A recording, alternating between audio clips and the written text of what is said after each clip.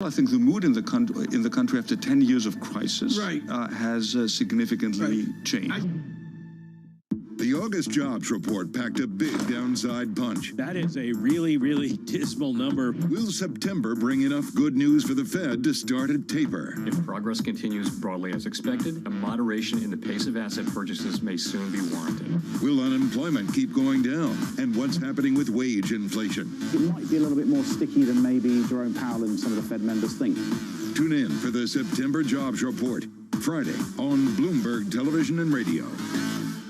Mercedes-Benz is on a path towards CO2 neutral mobility. So we have flicked the switch there, and really we're going to step by step electrify everything. And what does that mean? Combustion engines get electrified.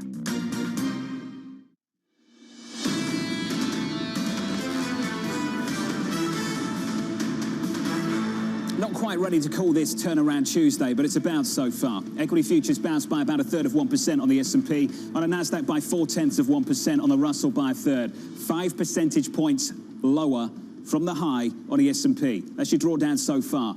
That's the index level damage. Let's talk about the stock level damage, the mega caps. Switch up the board and get to the pre-market moves for the likes of Amazon, Apple and Facebook. Apple is positive, Amazon is up, bouncing back from a 6-day losing streak. At the moment, Facebook up by 1.2%. That has its own concerns, but just think about the damage done here. Amazon is down about 15% from a recent high. Now negative on the year. Facebook is down about 15% from a recent high. Apple is down 11%. That is real damage for the mega caps. And to blame the bond market, I think it's a little bit too simplistic and perhaps analytically lazy right now. 2 Fridays ago, 145. Last Friday, 146. This morning, switch on the board. 10s look like this. Your 10-year yield, 149. Tom, they're not big moves over the last few weeks for this bond market from 2 Fridays ago. Yet big cap tech has continued to suffer.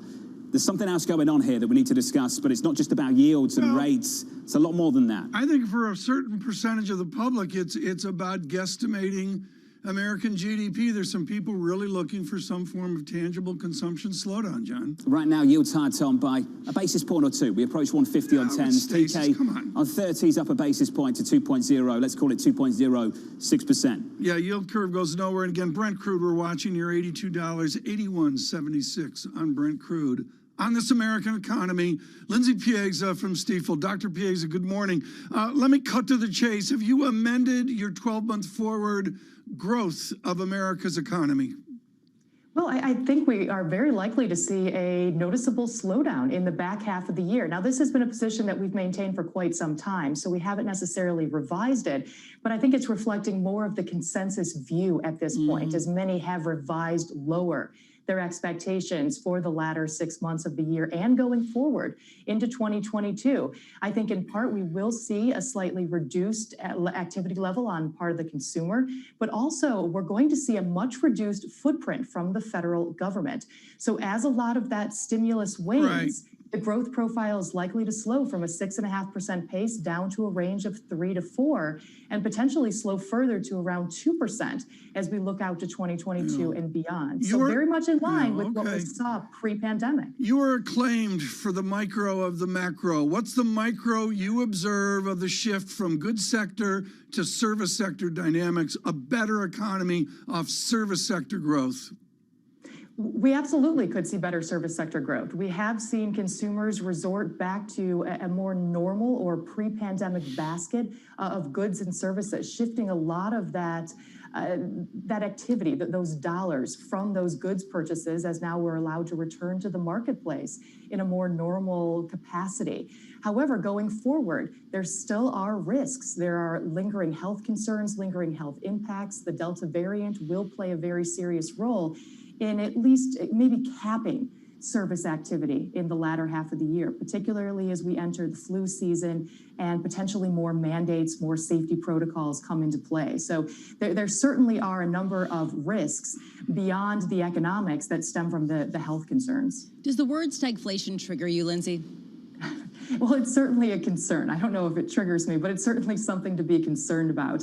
When we talk about stagflation, this is essentially a combination of rising prices and a slower economy, which describes what we expect in the latter half of the year. Prices are continuing to rise.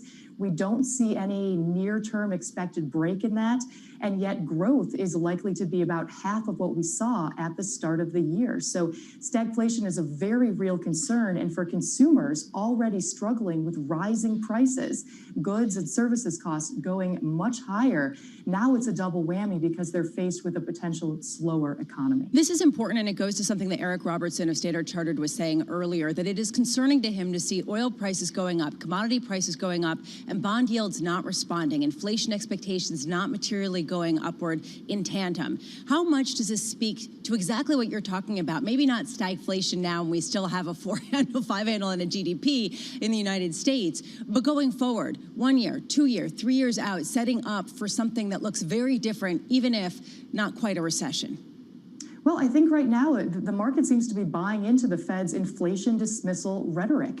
The Fed continues to tell us that inflation is elevated, but not to be concerned that as the economy recalibrates, as supply chain disruptions smooth out, we will see inflation fall back down to a more normal 2% average target. But I do think the Fed is going to have a very difficult time maintaining this language for much longer. They might lose a handle on inflation expectations if we don't see some of that translate into reality and see some of these price pressures abate, particularly from a wage standpoint.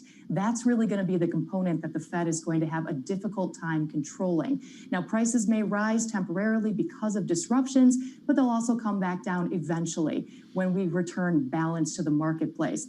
But wage pressures tend to be more sticky or longer lasting. And these have really been reflecting artificial policy measures, if you will, distorting the structural balance in the labor market, and the effects of which have not only proven larger than expected, but are likely to be more permanent in nature, creating a very difficult scenario for the Fed. Lindsay, off our radar is trade. We've got the trade balance today. As Lisa mentioned, it was a 50 gazillion. It's now 70 gazillion. Fold export imports.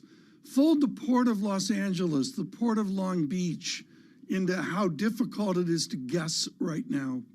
Oh, absolutely. All of these supply chain disruptions continue to impact the macro picture. But it's interesting because, like you said, it's not really on the radar. Not many people are paying attention to the trade balance this morning. I think the bigger focus is going to be the ISM and really looking at where the service index is going back to the previous conversation. I'm going to be rude here, folks. Lindsay is a rock star at the microanalysis of these dynamics. So we're going to go mathy now. Let's do the partial differential of the x off the back end of the core equation.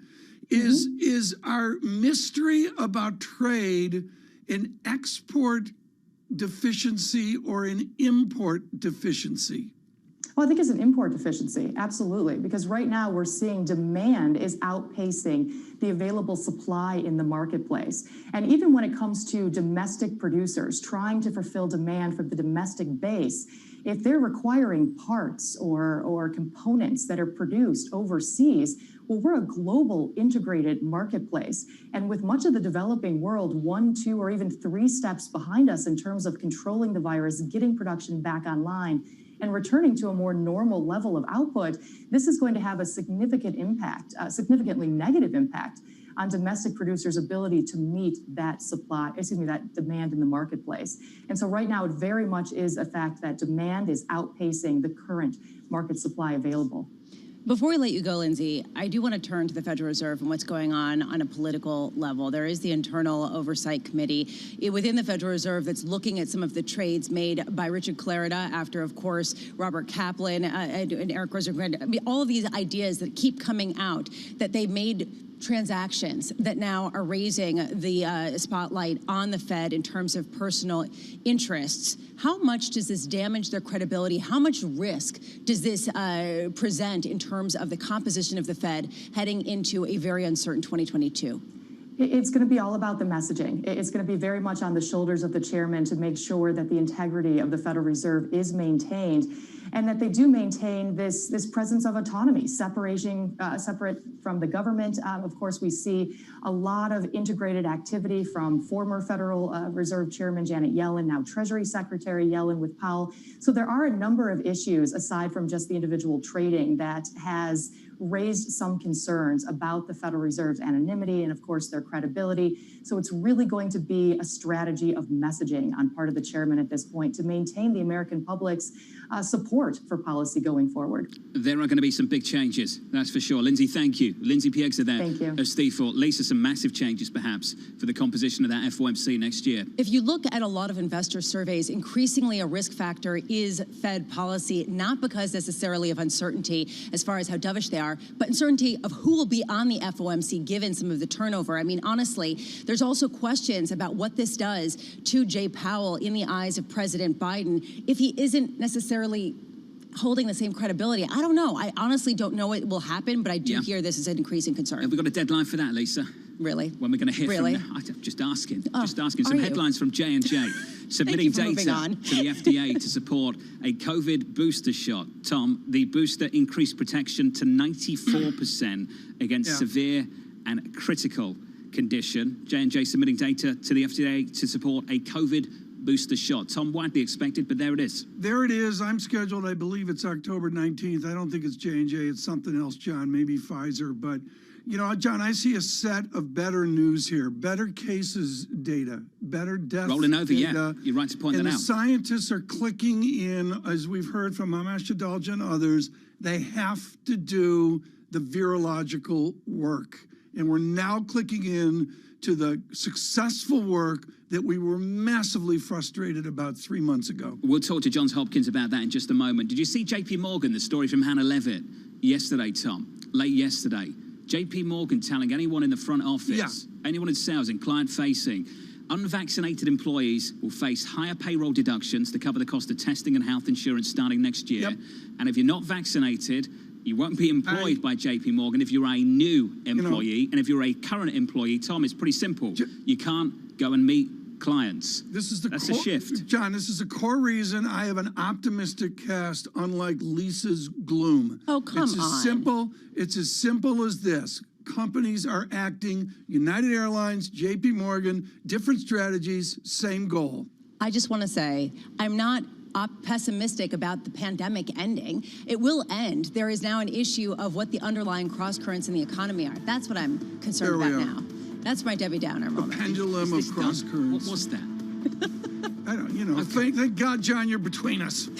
Futures up 0.4%. She's a Mets fan. What do you want? Yields higher by a couple of basis points at 149.63. Up next, on those booster shots, Dr. Amish Adalja from Johns Hopkins Center for Health Security from New York City.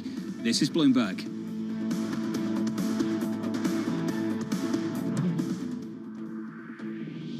With the First Word News, I'm Ritika Gupta.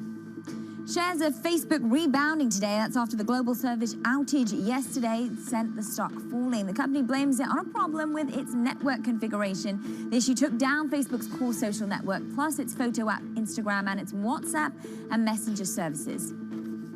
Senate Democrat leader Chuck Schumer plans a vote this week on legislation to suspend the debt ceiling, but Republicans have vowed to block it. That raises questions about whether Congress can avert a federal default later this month. Senate Republican leader Mitch McConnell says Democrats can do it on their own by using the reconciliation process, which would require a simple majority vote in the 50-50 Senate. The Federal Reserve's internal watchdog will open an investigation into trading activity by senior central bank officials.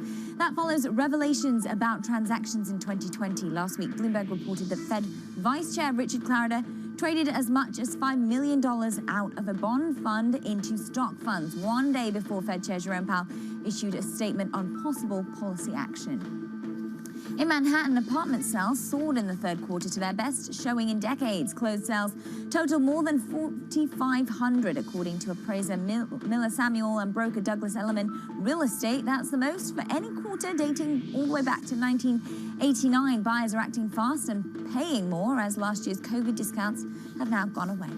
Global News 24 hours a day on air and on Bloomberg at Quick Take, powered by more than 2,700 journalists and analysts in more than 120 countries. I'm Ritika Gupta. This is Bloomberg.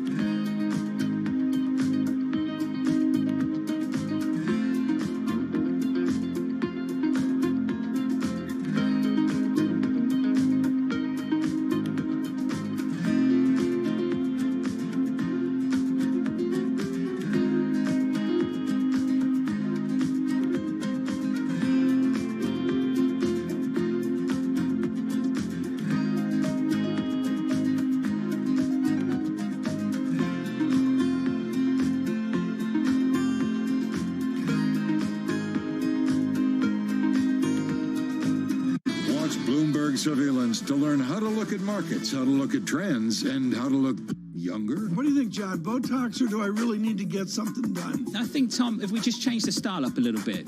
You think so? Yeah, You look drop great. the bow tie. Drop the bow tie. What, skinny tie? Yeah. I always say, this is my line, whenever anyone in America has a go at me about a skinny tie, the older you get, the wider it gets. Oh, really? Until it becomes a bow tie. This is a bow tie. Until it becomes so fat, you just sort of...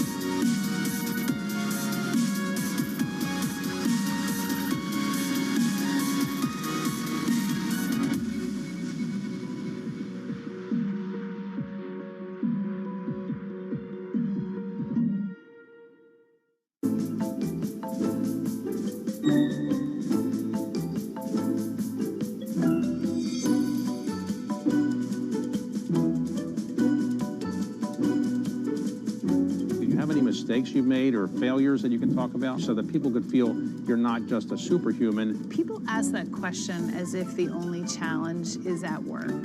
Challenges come in a lot of different packages.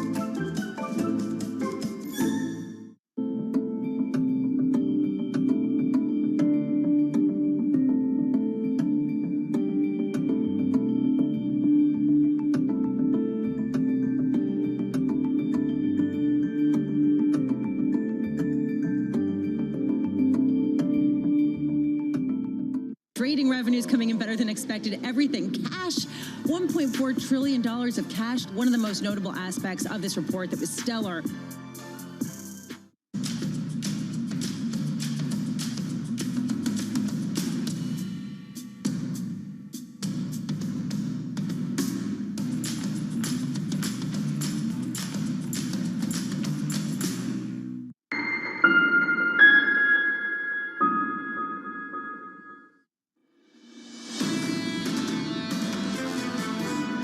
It is likely that the worst of the Delta wave in the United States is behind us, although in certain places it's still horrifically bad. Unless the virus mutates again, which of course could happen, we could well be on a pretty steady downward trajectory.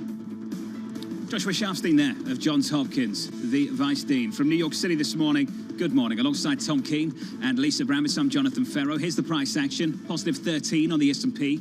We advanced by 1/3 of 1%. Outside of that, yields higher by 2 basis points. Let's call it 150 on 10s. A break again of 116 on euro dollar, 115.97. We're negative there, 0.2 of 1%. And WTI crude with a 78 handle. Yeah. Tom, through the 2014 level yesterday, the highest since 2014, now 78. I missed that, John. I'm glad you bring that up because I'm Brent focused nearing 82, but I got to admit the emotion of American oil price lower out to $80 a barrel would really be something. John, I want to frame where we are right now because I think you're really on top of this with the whole transatlantic thing. We peaked out recently at 170 cases. I usually don't look at cases, I look at deaths. We've come back down. It's good news. We've gone from 170 down to 120-ish. We got to get back to 50,000. John, we have a long way to go to get cases back to some form of subsiding tone. We are at least heading in the right direction now, Tom, and that's encouraging. A bigger conversation in the last few weeks, the last several months about booster shots. Riley Griffin here at Bloomberg putting this story together for us. Thank you, Riley. The lead paragraph, Johnson & Johnson asking the FDA to authorize a second dose of its COVID-19 vaccine for adults as a booster after a study showed it provided strong protection against infection and severe disease. Let's bring in Dr. Amish Adauja on this, Johns Hopkins Center for Health Security Senior Scholar. Doctor, let's start right here. We used to lead with protection against infection. and now it's protection against severe cases. Can you walk me through what these vaccines are actually good at? So what we've seen with this vaccine is that it is tremendously effective against preventing severe disease, hospitalization, and death. And if you can remember back to the beginning of the pandemic, we talked about flattening the curve. And there was a curve and then there was a line through it. That line was hospital capacity. And what impinges on hospital capacity is severe disease requiring hospitalization.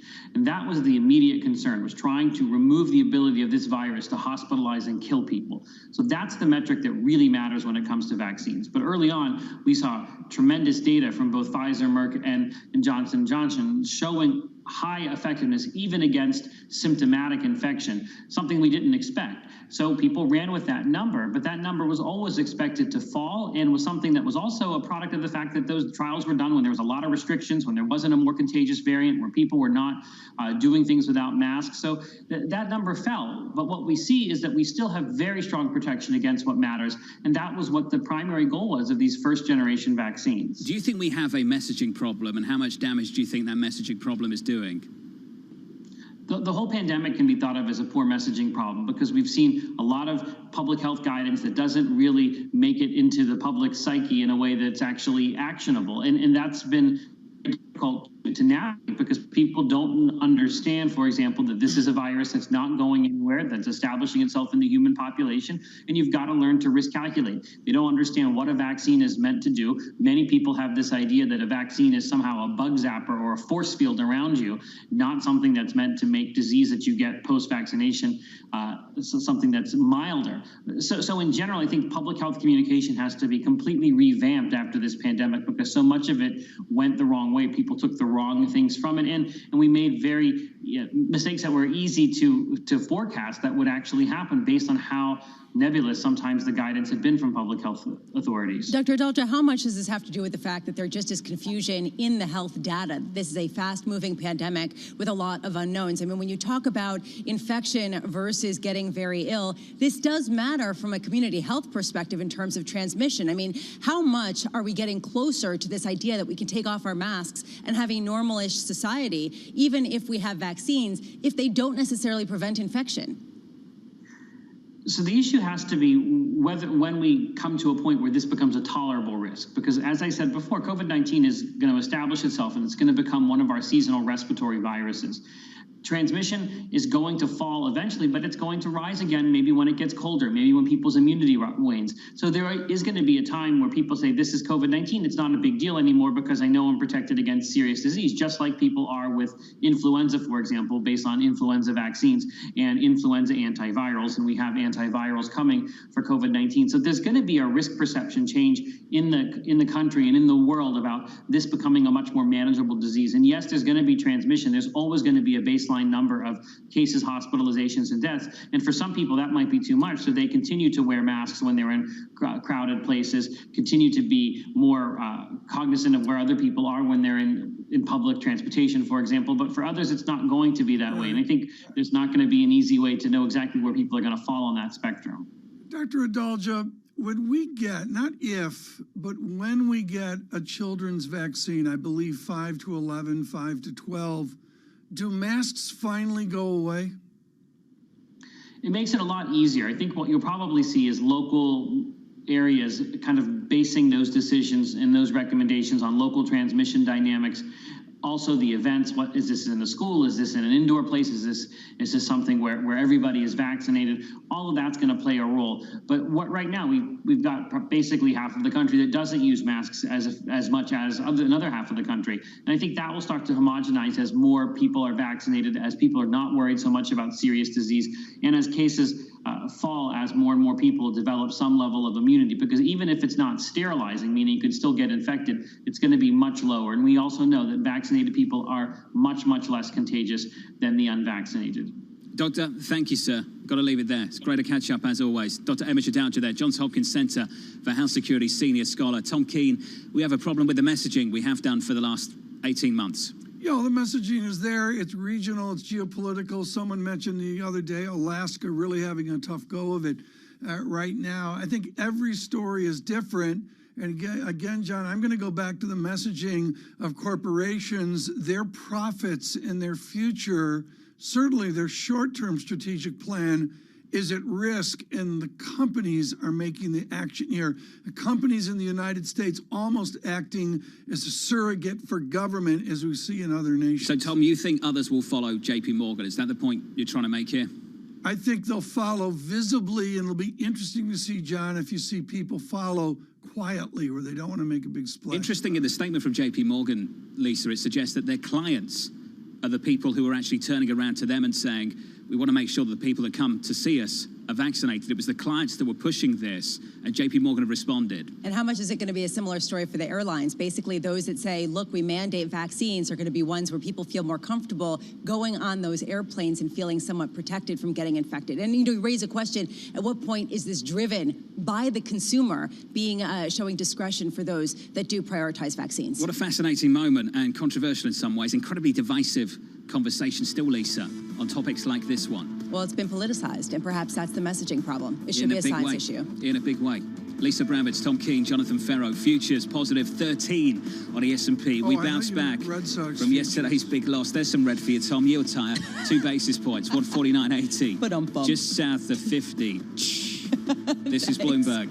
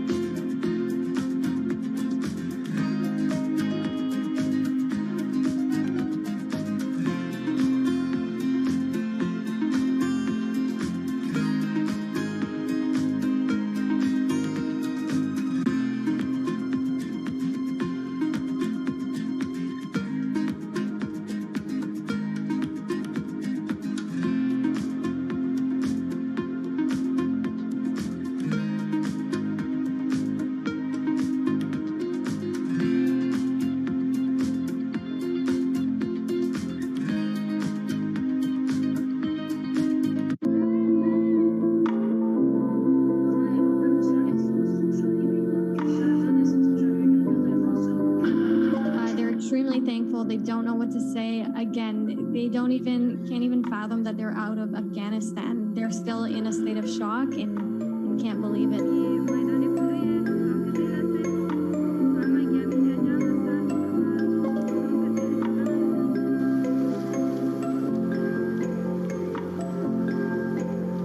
What we have built through this process is essentially a mechanism for getting oppressed women and girls out of Afghanistan. So we're actually going to circle up and see what resources we have left, to see what options we have left, what mechanisms we have left, and actually look at potentially trying to get more women and girls out of the country as well.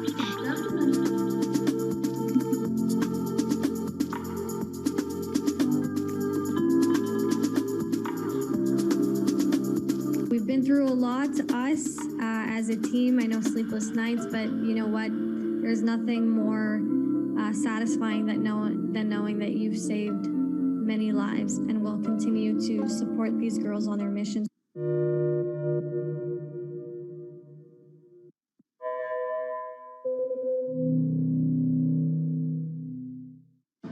How did you make the decision to move to the Bahamas of all the options out there? We've been looking at the Bahamas for a while. They're one of the first countries to roll out any comprehensive regulation for cryptocurrencies, which we think is extremely important for the space and a really positive sign. Right now, about half of U.S. households invest. We'd like to get that number up to 95+%. Investing should be as ubiquitous as shopping online. It should just be something that people do. Lots happening on Wall Street. It's the basic law of economics. The Fed is telling us this is transitory. Need to catch up? This is Bloomberg Wall Street Week. I'm David Weston. we've got the information and insights. David, you just hit the nail right on the head. From businesses most influential and instrumental. I support the new framework. We need to invest in our systems. Bloomberg Wall Street Week premieres Friday with replays all weekend on Bloomberg Television and Radio.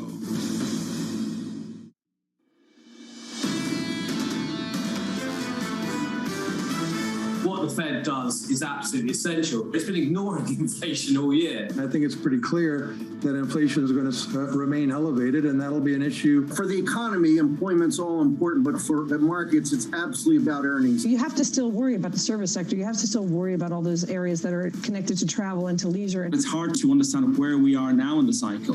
This is Bloomberg Surveillance with Tom Keene, Jonathan Ferro, and Lisa Abramowitz.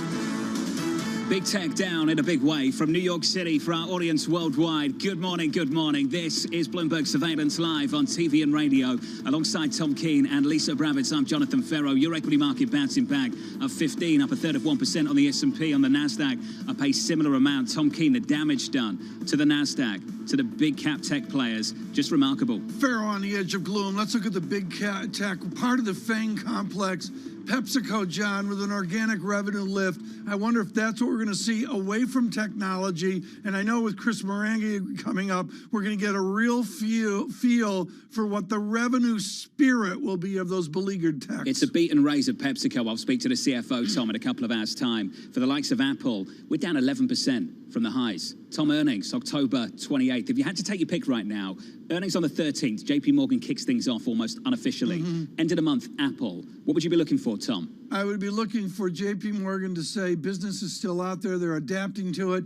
Maybe you're going to see cost cutting at the banks. They're always talking about that near the end of the year. And then you're going to get to tech, and I'm going to be watching the revenue line. I'm going to be listening to the pros, John. Anurag Rana at Bloomberg Intelligence is brilliant on counting new iPhones. His headline, John, is simple. The Abramowitz house is going to go long iPhones. Lisa, where do you want to be in this equity market going into earnings season? I want to be in Tom Keene's house where even his dog has an iPhone. I just want to throw that out there. So honestly, that's not my home, unfortunately, for everyone in it. I do think what I'm looking for is, are we seeing peak supply chain disruptions, peak frictions in the labor market? Is that what we saw? That basically if the Amazons, the Apples, the Facebooks, they're all being affected by different aspects of the same story, this disruption. Facebook a little bit less. It's a little bit more idiosyncratic there based on what we saw with the outages, et cetera. But is this the turning point, or have we just seen the beginning? And to me, there's a lot of disagreement, John. I love when we're on the same page. I led with this yesterday in the 9 o'clock, Lisa. We've talked about this so much. It's so well known. How well priced is it now?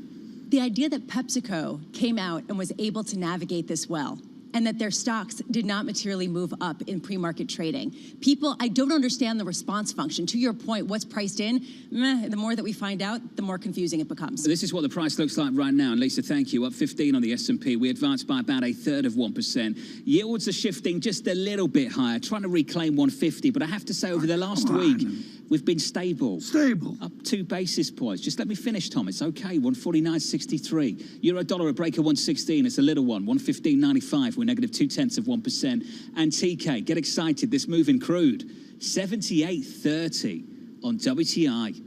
Yeah, Brent crude right now looking 82.04. There it is, John, an 82 print on Brent crude. You know, is it is it jumping? No. Is it surging? John, it's a grind. It's just a grind tire. Yeah. And Lisa, seemingly every single day at the moment, we look like we're up another 1% this morning. To me, this is really the story of the past few weeks. Bonds have sold off. Stocks have sold off. What's done well? Oil. How much is this a sustainable story, and how much does it speak to inflation versus the S word, which we're not going to name here. Right now, what I'm looking for today, 8:30 a.m., we're going to be getting the trade balance in the United States. And that, frankly, is, to me, fascinating, considering the fact that it's near a record high in terms of the deficit, record low in terms of what we are exporting versus importing. I think that it's compelling to look at that. I think it's also compelling to look at the ISM services data. The frictions there in the labor market will continue to bleed and soften this figure. Then at 10 a.m., we hear the Facebook whistleblower coming out and speaking about how the platform had research that showed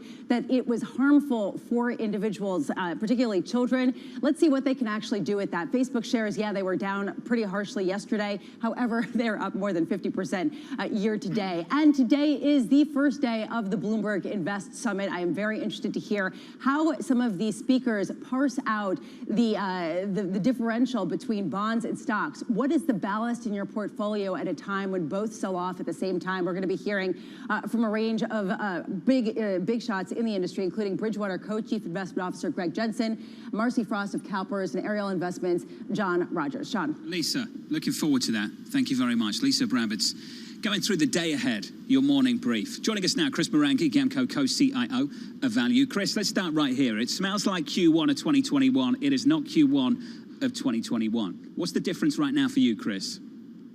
Yeah, there are some key differences. Interestingly, in Q1, I think expectations for nominal GDP growth were probably something like 10%. There's still 10%, but the mix is different. There's probably more of a weighting toward inflation versus real growth as we see supply chain issues crimp real growth. And those inflation pressures persist and probably worsen. Chris, I have been dying to speak to you, to know what the value house that Gabelli built thinks about the gloom on revenues and margin compression. I want to know what you guys think we're going to see on revenues. Are they going to be better than good? Well, revenue, I'm not worried about revenue. There's certainly plenty of demand out there pretty much across the board. The issue is, can that demand be fulfilled? And we're seeing a lot of, obviously, we talked about it ad nauseum, bottlenecks and inability to meet that demand. And that, in many cases, has caused some margin compression. Companies have tried to pass through many of those costs, and many have pricing power, but they haven't been able to pass through all those costs. And so the question is, how persistent will those margin pressures be? Are we at new levels for labor costs, for example, for other natural resource inputs? And I think the answer is probably yes. I think once you raise wages, very difficult to take them back. So over the next few years, probably going to see some margin pressure broadly in the market. What's being priced in? Are we being pricing in peak supply chain disruption, or are people concerned that this is just the beginning based on where pricing is right now? Well, you know, when you think something's priced in, it's usually not. But clearly the move over the last month or so has been at least partly in response to a number of companies out there, particularly in the industrial area, warning about what their Q3 is going to look like, saying they're going to be at the low end of their previously expected earnings, for example. So I think we're going to see more of that as we go through earnings season. Some of it's priced in, probably all of it isn't. Chris, I want to talk about the banks just briefly. Where you want to sit in the financials at the moment, the kind of business models you want to own, the characteristics of those names, where do you want to be? Well, you know, generally, so banks performed well early this year, in part because there was an expectation that rates would go up, the curve would steepen, and that's generally good for borrow short, lend long, but also because they were conduits for growth, conduits for reopening, for more consumer spending, more house buying, et cetera. And I think that's been muted a little bit. Generally, in the financials area, we're looking for non-commoditized companies that have some kind of a moat. Those tend to be the credit card companies, the American Expresses of the world, for example, which itself is a significant beneficiary of increased travel spend, for example, in T&E. So that's generally where we've been historically, and it's where we want to be going forward. I've got to ask about autos. You know, Chris, it's where Mario Gabelli began as a security analyst looking at industrial, as Gartman says, things that fall on your feet. I've got to ask about the people going after General Motors trying to find value. Can hedge funds and stuff, can private capital, even with small amounts of percentage ownership, can they go after industrial America? Yeah, absolutely. And you know, GM has found a new life as an ESG play. We do have a sustainability fund, for example, that owns it, in part because of their commitment to electrification. Mary Barra has been pretty vocal about that, obviously. And it looks like it's for real. They are really investing in products to compete with Tesla and others, and think they're going to be successful. The stock is cheap. Will never escape its cyclical nature. But the cycle probably is in its favor for the next 5 years. That's fascinating. So in other words, ESG considerations are a factor in what you put into which companies are potentially attractive, which could attract those ESG funds based on what their footprint is? Yeah, I don't think there's any question that companies with good ESG reputation, good ESG scores have attracted capital, and in many cases have garnered valuation premiums. And so we look for those, but we generally, do have some clients and some funds that are sustainability and ESG focused, and they, there are certain requirements that have to be met. And GM actually, believe it or not, even though it's still relying on the ICE, fits that. Got to leave it there, Chris. Always good to catch up, sir. Chris Marangi there of GAMCO, the co-CIO of Value. Some headlines I want to recap for you. We heard this from Target at the end of last month, adding 30,000 positions to its U.S. supply chain facilities. Where are they going to get them? Hiring 100,000 seasonal staff members ahead of the holidays. Where are they going to get them? It's a hiring ramp. They've got to pay up, haven't they? They got to pay up. I've seen some things in the zeitgeist the last couple of days. Enough. It's just going to happen. Wages have to go up. What did we hear from Bank of America last week, Lisa? Christmas in September. People trying to get ahead of the inevitable. Yeah. Tom making the right point. Okay, you want to boost staff members for the holidays. Okay, can you find them? And actually, Indeed.com, one of the biggest job search platforms online, actually said that there's a huge surge in emergency staff needed actually being posted on their website. And frankly, there are that many fewer people actually taking those jobs, just to give you a sense of how big that friction is, how big that gap is. Seen that 30K number before from Target, but here it is again, adding 30,000 positions to its U.S. supply chain facilities, 100,000 seasonal staff members ahead of the holidays. So you're in Eastern Pennsylvania, where my good friend John Lloyd is. Okay, great. You're going to in Eastern Pennsylvania, John. You need X thousands of people up and down from Philadelphia up to Scranton. What is it? There's an Amazon warehouse. There's a Target warehouse. There's a Faro warehouse. And they're all competing, right? 490,000, Tom, is the estimate this Friday. Let's talk about that. Broaden it out a little bit. 488 is the median estimate for Friday for the payrolls report. Are you saying that any kind of downside surprise is not a reflection of demand, it's a reflection of supply? I think it's a movable number. I'm going to look at wage growth there, negative real wage, but do we finally get some nominal wage growth given the announcements you mentioned? Payrolls coming up this Friday, just a few days away. From New York City, futures positive 15. We advance a third of 1%. Heard on radio, seen on TV for our audience worldwide. This is Bloomberg Surveillance.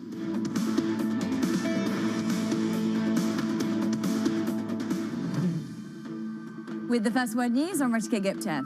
Johnson & Johnson has asked U.S. regulators to approve a second dose of its coronavirus vaccine as a booster for adults. The company says that a late-stage trial found that a second shot of its one-shot vaccine provided 94% protection against moderate to severe disease. If it's approved, J&J's booster could give millions more Americans additional protection against the coronavirus. Facebook blames a global service outage on a problem with its network configuration. The issue took Facebook's core social network, its photo app Instagram, and its WhatsApp and Messenger services offline for hours. It immobilized a suite of services that more than 2.7 billion people rely on to communicate, do business, and consume news. Meanwhile, a Facebook whistleblower is set to share what she calls the frightening truth with a Senate committee today. Frances Haugen plans to testify that the social network misled the public and shareholders about the harmful effects of its platforms. She shared internal Facebook documents with the Securities and Exchange Commission. Democrats may have to live with a less generous expansion of the state and local tax deduction than they wanted. President Biden has conceded that lawmakers may have to scale back the cost of his economic agenda from $3.5 trillion to about $2 trillion.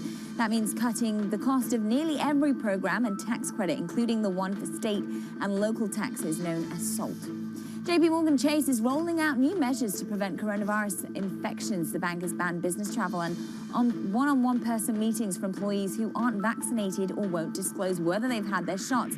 Unvaccinated employees also will face higher payroll deductions to cover the cost of testing and health insurance. Global News 24 hours a day on air and on Bloomberg Quick Take, powered by more than 2,700 journalists and analysts in more than 120 countries. I'm Ritika Gupta. This is Bloomberg.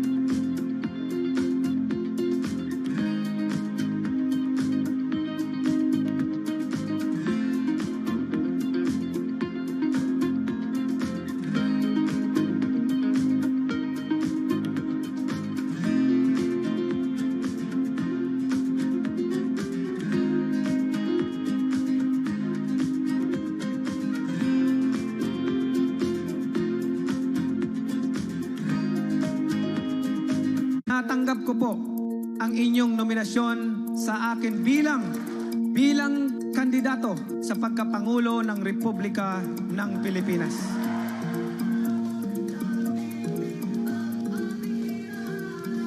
I am a fighter, and I will always be a fighter inside and outside the ring.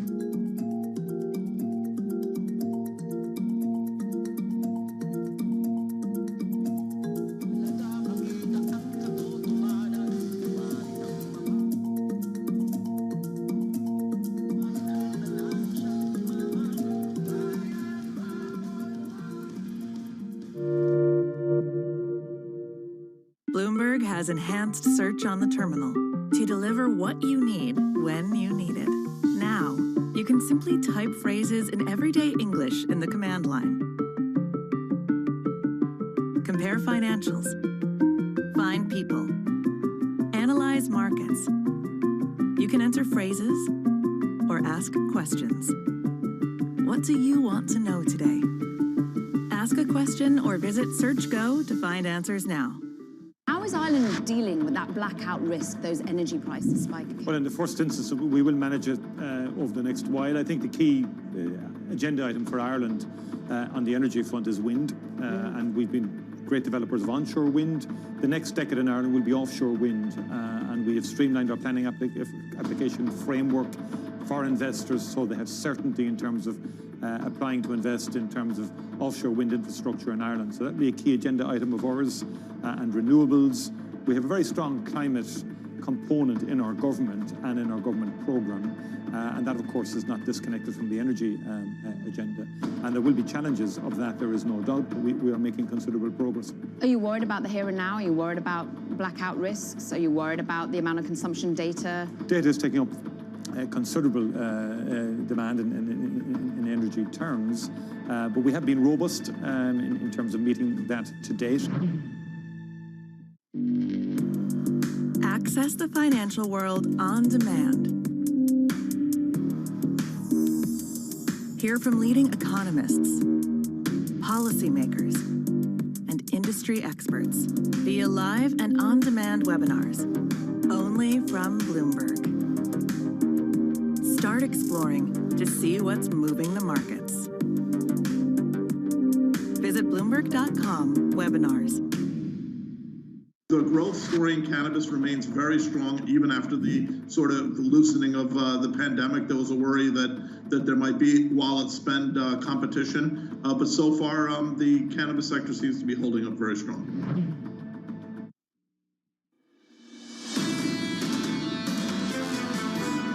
Republicans in Congress, what they're doing today is so reckless and dangerous in my view. As soon as this week, your savings and your pocketbook could be directly impacted by this Republican stunt. The President of the United States from New York City this morning. Good morning. Tom Keene, Elisa Bravitz and Jonathan Ferro. This Tuesday morning, we advance, we bounce back by 0.4% on the S&P, up by around about 16 points. Yield to higher by 2 basis points, just south of 150 at 149.80 euro dollar. Oil. Trying to get to 116, 115.99. We're negative 0.2%. Just waiting for it again, Tom. Say it again. 1% move oil. There we go. I'm sorry, 78, 46. WTI, get it back. I can't take it seriously right now with your Red Sox cap on radio and television, it's that time of hour where we look at this is great, John. I'm sorry. This is, this is bigger than the tots. I can't believe I'm saying that. We've had a global audience say, what's the big deal?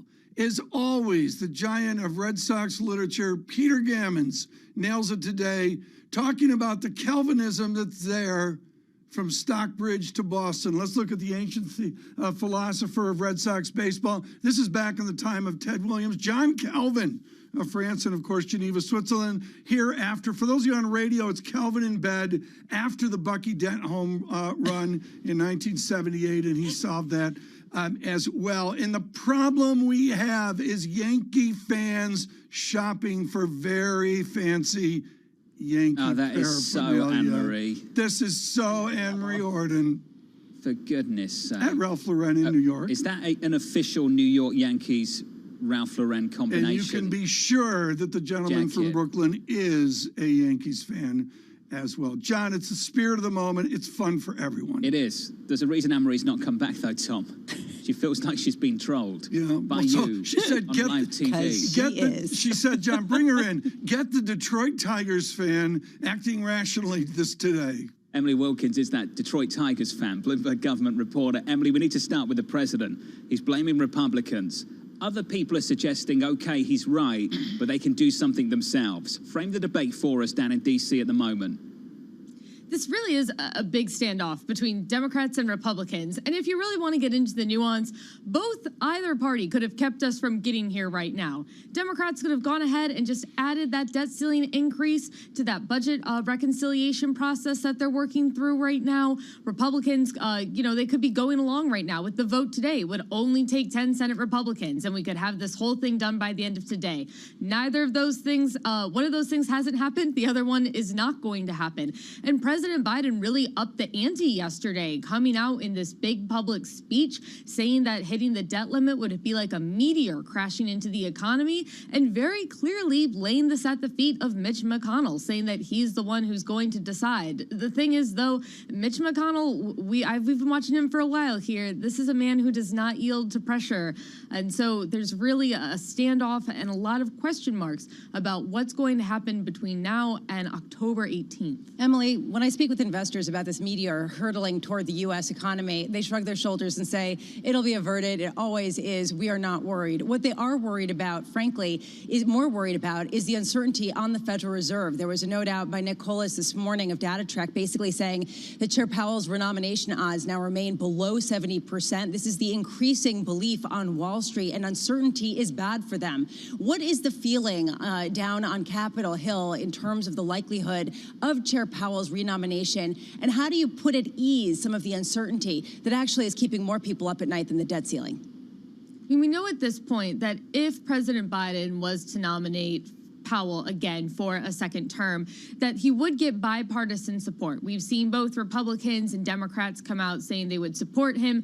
Granted, you do have some Democrats like Senator Elizabeth Warren who say that she would not be able to back his nomination for a second time. I think the big question right now is will or won't he nominate Powell again for this role? And Bloomberg reported that, he has people like Treasury Secretary Janet Yellen who are suggesting that he get a second term. But that's definitely a big question mark right now. Look, I think people in Washington, they are paying attention to Powell. They're paying attention to these whole allegations of potential trading misuses from senior officials within the U.S. central bank system. But I think right now the big focus in D.C., it's on that debt limit, it's on infrastructure, it's on reconciliation. Those are the big top line things, and everything else is just a little bit more in the background. Nicely laid out. Emily, what is the to-do list of the moderates this week?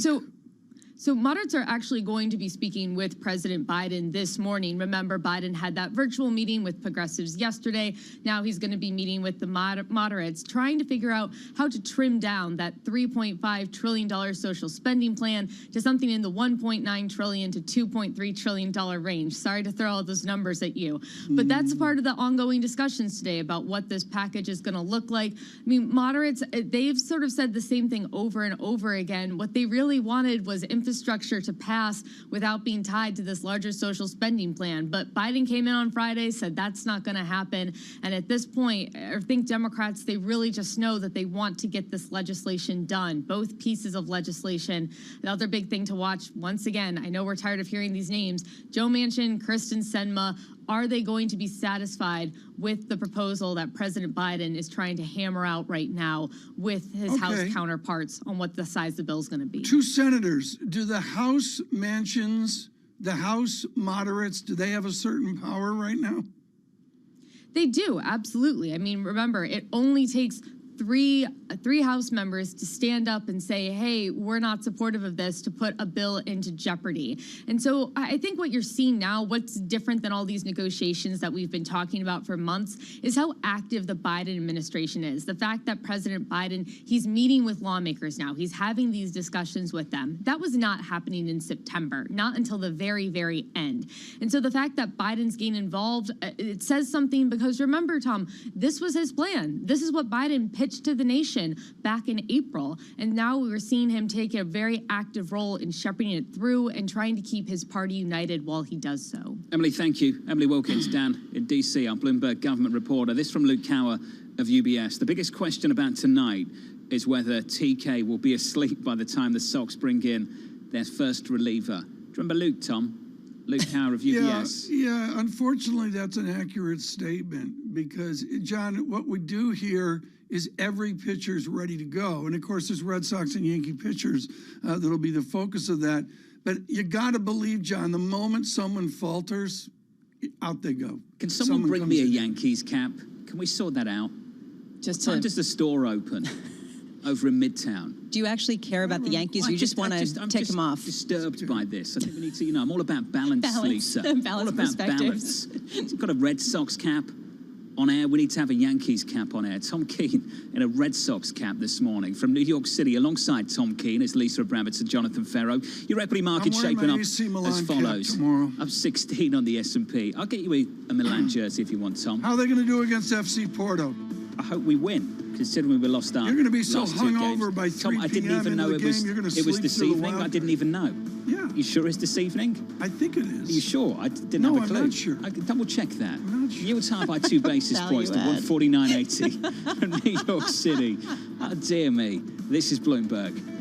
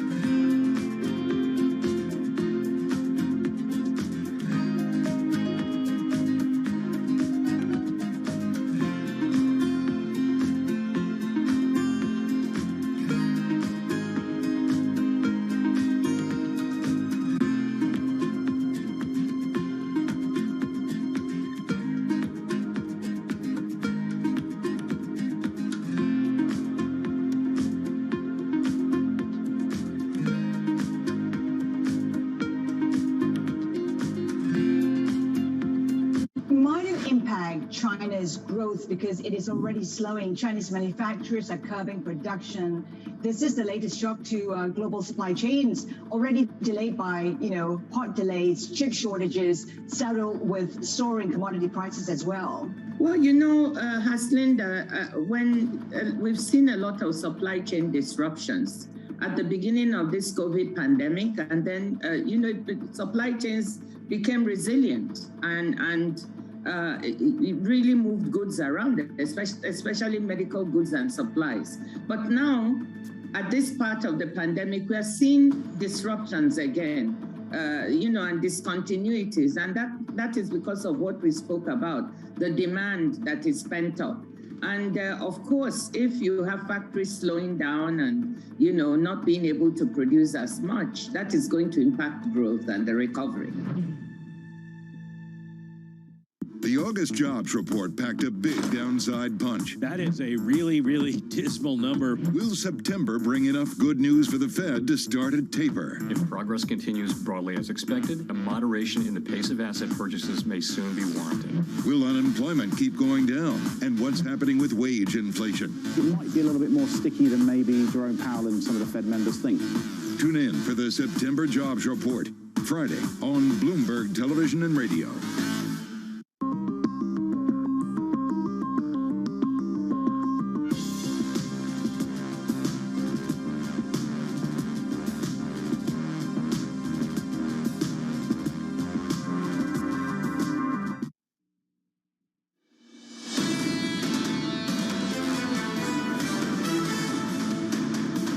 I know that out there are some die-hard committed AC Milan fans. It's in 2 weeks, Tom. October 19th. Just for the purpose, try and be accurate sometimes, Tom. No, that's what Google told me anyway. Surveillance. 2 weeks' time. Okay. Your price action looks like this Tuesday morning. Good morning to you all. Futures positive 0.5% on the S&P, on the Nasdaq up 0.4, on a Russell of small caps up about 0.5%. That's the index level price action. We talked about the individual stock damage. Romain will run you through that in just a moment. Let's talk about the sector performance at the moment over the last month, the last 30 days. Switch up the board. I'll give you a picture of that. Information technology at the bottom of the pile, as you might expect, down 7 percentage points. Energy top of the pile. You're familiar with that story, up 14%. The financials. The banks are in positive territory, but let's look at the financials. Basically dead flat, middle of the pack. Now, for people that say this smells like Q1, it's not Q1, it's different. In Q1, we were talking about rallying energy prices. We were talking about higher prices as a consequence of better growth. Accelerating growth expectations in the mix as well. It was different. Q3 into Q4 is markedly different, Tom. We're talking about higher energy prices, but not prices as a consequence of better growth, but higher prices hurting growth and decelerating growth expectations. Now, if you get higher yields, Tom, in that environment, what does it do for banks and financials? That's what I want to think about just a little bit more going into Q4. It smells like Q1. It's not Q1. How will banks perform in that environment? That's the debate. Yields are high this morning by 2 basis points, TK, to 149.80. But, Tom, I think that's the conversation we've got to have going into earnings season that starts in about a week and change. Granted, the economics is different, but, John, the outcome's the same. The bulls are going to buy the dip. That's all there is to it. And how's that worked out over the last couple of weeks? I think a couple weeks, these are modest percentage changes on a standard deviation basis. It's worked out beautifully over the last 10 years. I'm with you. I'm going to, I'll bring it up right now just to look at it. Apple on a 2 standard deviation basis, I don't think it's the end of the world. Down 11%? Yeah, it's at the end of the month? It's Apple. They're supposed to go down a little. Amazon, Facebook down 15. It's sizable moves, Tom. Yeah, they're right. I'm They're hearing that you slammed want on to 2 buy them. It's standard okay. deviations. I get it. 149.80 Buy the dip on 10s. Yields up 2 basis points. That's the cross-asset price action. Let's talk about the individual stock level pain for some of these names. Here's Romain Bostic. Hey, Romain. Hey, good morning, John and Tom. It is a lot of pain out there. There are a lot of people that will dismiss some of the moves recently and say, look, this is a dip buying opportunity. You're talking about a NASDAQ 100 that's down about 8% here from that all-time high back in early September. And you're talking about a market right now that, at least by major technical measures, is oversold here. You're starting to see, I guess this is dip buying, up 0.3% on Apple, 0.6% on Tesla, though Tesla was one of the few of the tech-adjacent stocks that actually survived yesterday's sell-off, and Facebook up about 1% here. But when you look broad-based across these indices, this has pretty much been already in correction territory right now. You're talking about more than a quarter of the NASDAQ 100 is down more than 10% from that all-time high hit on the index. And when you look at the S&P 500, you got 293 members in that index right now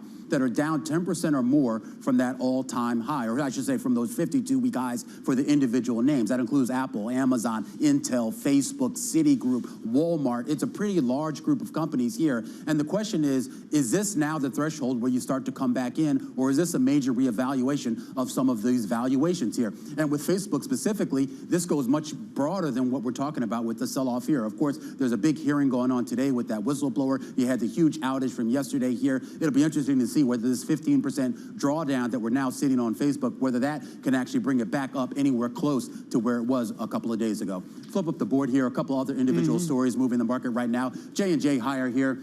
on the news that it's going to submit approval for a booster shot. Albertsons down about 4% here in the pre-market on a downgrade over at BMO. This is, again, a cost story, both in terms of its input cost and its wage costs. And Marathon Digital, Tom, I'm sure you are all over this. Bitcoin right now, hovering right around 50,000. Most of the folks in the crypto space higher here in the pre-market. Romain, thanks so much. Greatly appreciate it. Right now, hugely anticipated, we speak with George Saravelis of Deutsche Bank. He has arguably the toughest job at the bank. It is Peter Hooper, it's David Foulkes-Landau, it's Matt Lazzetti, and they're all churning away, and Ruskin and Saravelis have to figure out how to sort out the inflation dynamics, the economic dynamics, and what it means in foreign exchange. Mr. Saravelis joins us this morning. What is your dollar call?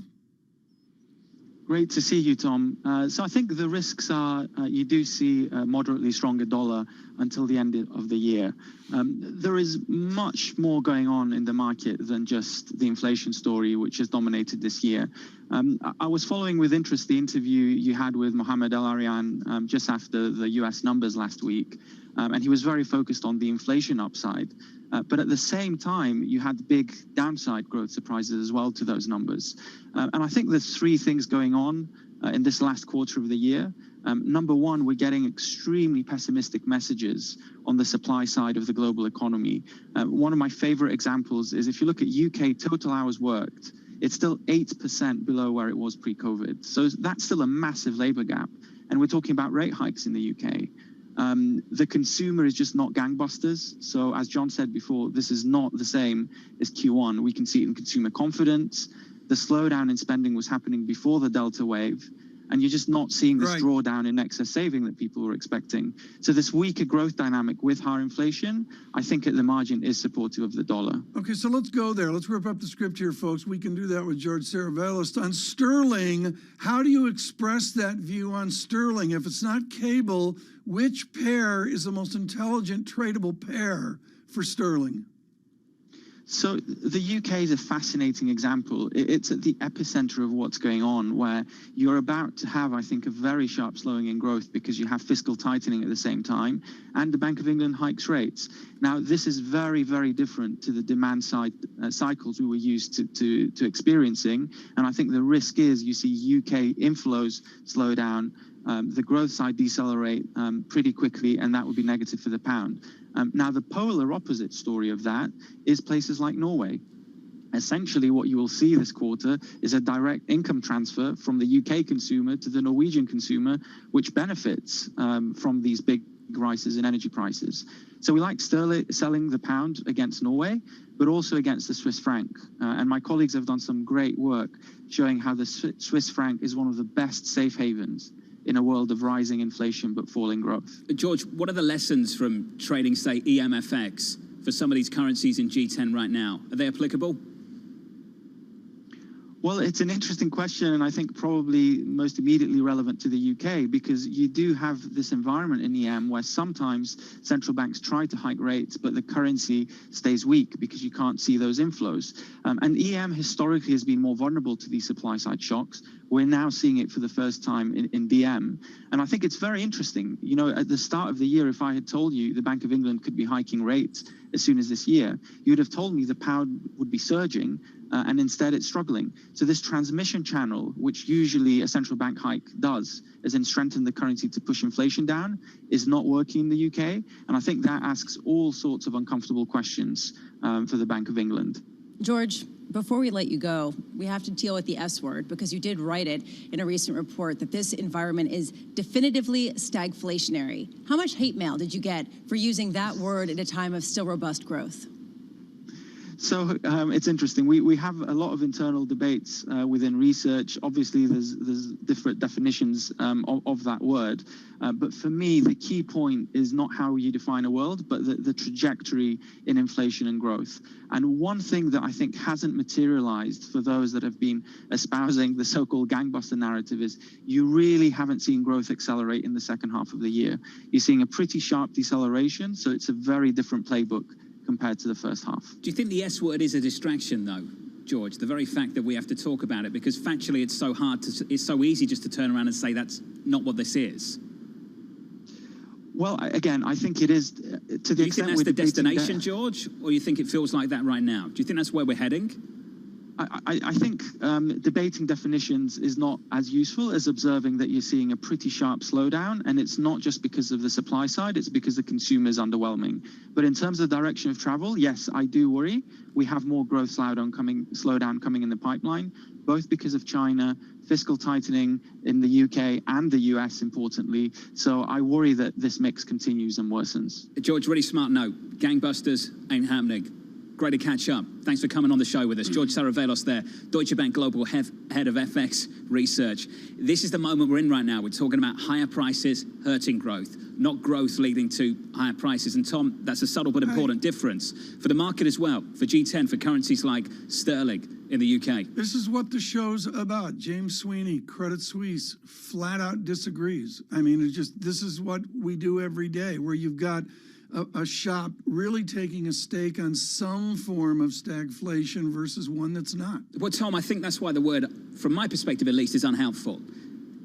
It might not be stagflation in the sense that growth is not stagnant, right? We can deal with that pretty easily. But that does not mean the position we're in, the environment we're in right now, is necessarily a good one. And that's the debate we need to have. To what degree will growth decelerate? To what degree will growth decelerate and inflation expectations rise or at least persist at the current level into next year? This is the critical issue, John, and it goes down to these phrases like potential GDP and terminal value of the economy. And I'll be honest, there's a wide cross-section of people we speak to who see that glide path going down to something that's politically unacceptable. So we have a decent understanding, based on the price action of the last couple of weeks, that if you are a G10 currency, even if you are a G10 currency like sterling, if you have to hike because of price pressures and not because of growth, it's negative for the currency. Now, apply that to the US dollar, Lisa. I would be very interested to see what would happen at the back end of next year if this Federal Reserve had to hike because of inflation and not because of growth levels. I mean, yes, and this is a big if, first of all. But second of all, you raise the important point, which is how does a central bank respond to this dynamic? And this, maybe you can call it the S word, stagflation, perhaps distracting. But this dynamic creates a perilous path for central banks. I should clarify that. If they had to hike interest rates because of inflation before they'd achieved their employment goals, that could be really interesting. Yeah. In the FX market right now, euro dollar 116, futures positive 0.5%, and yields higher by a basis point or two to about 150. And in the commodity market, it is all about crude. 78.41 on WTI. From New York City, this is Bloomberg. With the First Word News, I'm Ritika Gupta. Shares of Facebook are rebounding today after that global service outage yesterday sent the stock falling. The company blames it on a problem with its network configuration. The issue took down Facebook's core social network, plus its photo app, Instagram, and its WhatsApp and Messenger service. Senate Democratic leader Chuck Schumer plans a vote this week on legislation to suspend the debt ceiling, but Republicans have vowed to block it. Now, that raises questions about whether Congress can avert a federal default later this month. Senate Republican leader Mitch McConnell says Democrats can do it on their own by using the reconciliation process, which would require a simple majority vote in the Senate, 50-50 Senate. The Federal Reserve's internal watchdog will open an investigation into trading activity by senior central bank officials. That follows revelations about transactions in 2020. Last week, Bloomberg reported that Fed Vice Chair Richard Clarida traded as much as $5 million out of a bond fund into stock funds one day before Fed Chair Jerome Powell issued a statement on possible policy action. And options for preventing coronavirus infections are broadening beyond vaccinations. AstraZeneca has asked U.S. regulators for emergency approval for its COVID antibody cocktail. The medicine was 77% effective in preventing symptomatic COVID in a clinical trial that includes patients with high-risk factors.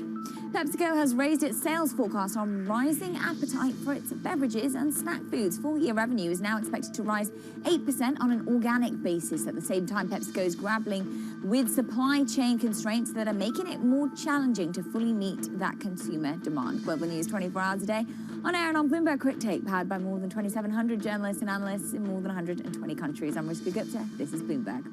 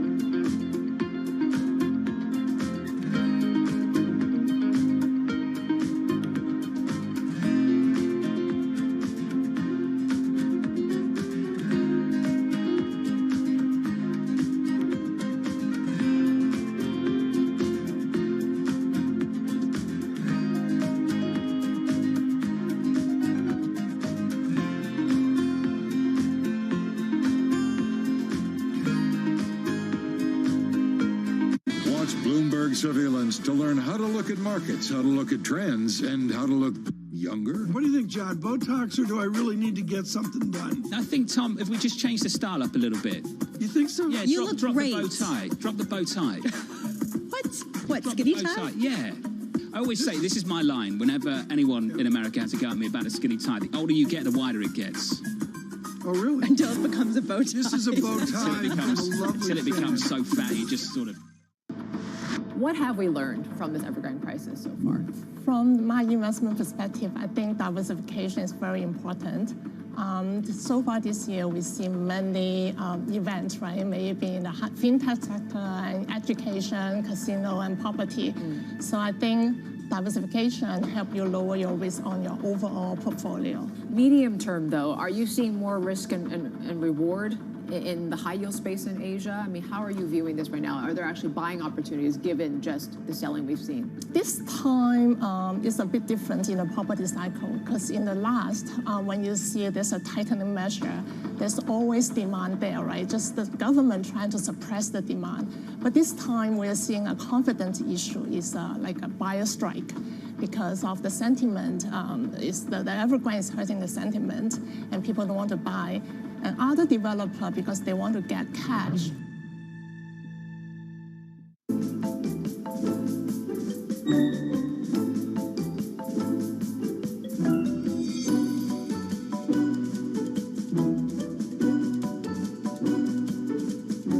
you have any mistakes you've made or failures that you can talk about so that people could feel you're not just a superhuman? People ask that question as if the only challenge is at work.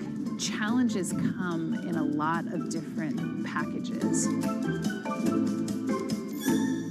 Who are U.S. Open tennis champion Emma Raducanu's 3 dream dinner guests? Daniel Ricciardo, Michael Jordan, and then Tom Keane from Bloomberg. She understands you? Funny and very understandable. I am reading in on tennis like nobody. Champion approved Bloomberg surveillance. Mornings on Bloomberg Television and Radio. It's really a reminder, isn't it, just how sensitive the markets are to any commentary about trade. We did see some pressure on the yuan, we did see some pressure on the futures. That is now being reversed. I think what we've seen during this period of time is that communicating via video is not a fad.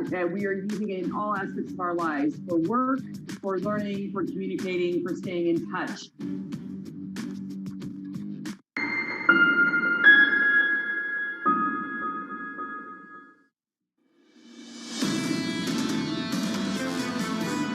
Right now, we don't have price stability. Inflation at 5% is amongst the highest numbers that many in this room have ever seen in their lifetime. And the bet is it's transitory, and that's a big bet. That's a big bet. That was Ken Griffin there, the Citadel CEO and founder at the Economic Club of Chicago, sitting down with Eric Schatzker from New York City this morning. Good morning. Tom Keane, Lisa Bramett and Jonathan Ferro. Your equity market up 21 on the S&P, advancing 0.5%. It's a bit of a bounce on equities. On yields too. Yields up by 2 basis points to 149.45. Crude advancing again. Tom, you're right. It's just this continuous grind, this slow grind higher in crude. 78.45, staring down 79 now, up another 1% and change. That's the crude move. This line from Ken Griffin yesterday. Tom, if you work at Citadel, you're a grad. Here's the message for you. If you're early in your career, you are making a grave mistake not being back at work. Loud and clear. Yeah, loud and clear. We've heard this from a number of people, and to me, John, it's almost silo to silo within a company, whether it's Goldman Sachs or Citadel or whatever. They're making it up literally day by day as they go based on what they hear from employees. I just put out a chart, John, on Brent crude, pretty fancy chart, which shows a trend starting in January of this year, and it has been very sustainable. And the phrase I'd use, John, is it's still elegant. Elegant is the way I would drive it. It's higher and positive this morning. 82 on Brent, 78 on WTI. Always with an elegant chart. David Wilson, what do you have today? Well, looking at the relative strength of financial stocks and the 10-year Treasury yield, LPL Financial putting the two together and figuring, it's looking like the next stage of economic reopening is being anticipated here. Consider that in the past 4 weeks or so, we've seen the ratio between the S&P 500 Financials Index and the broader S&P 500 up 5.7%, and we've seen the 10-year yield rising as well, as much as 0.2 of a So they're percentage linked point together. over that time. The yield of the 10-year is linked with JP Morgan stock. Something like that. I mean, that's been the recent I love relationship. busted your chops. I can tell, Tom, but that's been the recent relationship, and that's how it's playing out in an LPL's view. I mean, it is something that is noteworthy in terms of where stocks may be headed at this point. What else do you see in this research from LPL? Well, I mean, that's the key. It's really about, kind of looking ahead and being positive. I mean, Ryan Dietrich, who's their senior market strategist over there, I mean, he definitely takes a positive view of stocks, looking back at history, and, what he's seeing in the financial shares kind of reinforces that idea, at least in the context of where we are relative to the virus. You're going to leave it there today with David Wilson. Right now, Cameron Christ joins us to Bloomberg Markets, writing each and every day on a macro, broader view. Cameron, what are you writing about this morning?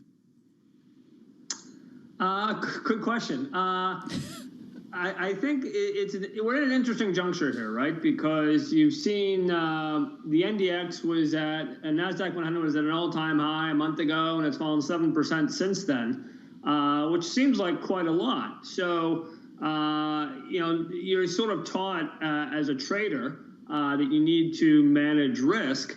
But the thing is we've seen these sorts of these sorts of declines before, and so. What I'm trying to grapple with is sort of the fine line between risk management on the one hand and over trading on the other hand. And you kind of know in retrospect whether you were right to cut risk or right to let things run. But it's not always so obvious in real time. Is there an obvious explanation for why big tech has underperformed so greatly over the past month? Well, I think that's exactly what you'd expect in a context where markets are pricing a renewed threat of inflation and higher interest rates.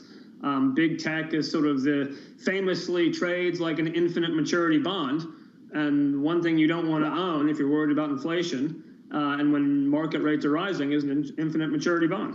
One concern that people have is the fact that the 60-40 portfolio has done really poorly, that the idea that you've had a 7% drawdown in the NASDAQ, 5% in the S&P over the past 30 days, a 2% decline in an overall index of treasuries. How much does this start to trigger selling in some of these market-neutral types of strategies that even have been leveraged up over the past couple of years? Yeah, it obviously depends on the strategy. Certainly, any strategy that targets a specific level of volatility will be reducing risk because volatility has become elevated. So if you're targeting a portfolio with a 10% risk and the amplitude of the moves you see in the marketplace suddenly mean you've got a 15% risk, then obviously you need to cut your nominal position size to get back to that 10%. And now that vicious cycle eventually turns virtuous again once volatility calms down, and then you add nominal exposure back. But I think it seems fairly clear at the moment we are in the vicious portion of that cycle.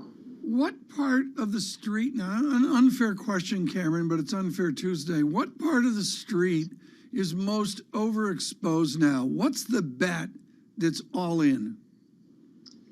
Oh man, that's a tough question. That is a tough question. I'd like to say crypto, but I'm scared of all the hate mail I'll get. So I will. I don't know. I think there's still loads of people banking on the technology trade. The stuff that's worked for the last decade or so. That you expect the sun to rise in the east tomorrow. And I think people sort of expect this stuff to keep working and that this is just another one of those orthodox dips. And, what if it isn't? We're kind of breaking new ground in terms of dealing with supply shock driven inflation, which isn't something that policymakers or markets really have had to deal with since the 1970s. So I'm not entirely convinced that the initial reaction or the initial solutions are going to be the correct ones. Cameron, great to catch up, sir. Cameron Christ there of Bloomberg. That right there is the issue with the buy the dip story. People come on the program and say buy the dip, and it sounds really, really easy, Tom. And then the dip happens. The moment happens. And here we are. Apple's down 11% from the highs. Facebook's down 15%. Amazon's down 15%. And they always seem to make it sound really, really easy. Yep. On the way up, looking back. Yeah, keep buying the dip, buying the dip. Well, now we're here. And you have conversations like that, and you sit there, Tom, and you hear conversations like that, and you think, what if this isn't the dip to buy? And then, Tom, you miss it. And then that's happened again and again and again. Right. And I hate the phrase, the easy money has been made, because it's never easy to buy the dip. Let's be clear about that. Well, the way this is done, and it doesn't matter if you're trading, John, day trading, like Lisa's kids are off the couch, or if you got a longer-term perspective, 3 weeks, 3 months, 3 years, you have in your mind a technical setup where you ascertain, do you step in at whatever the given point is? My belief on Apple is different than David Wilson's belief or John Farrow's belief, and you've just got to decide what to do. The phrase I use is riding the rail.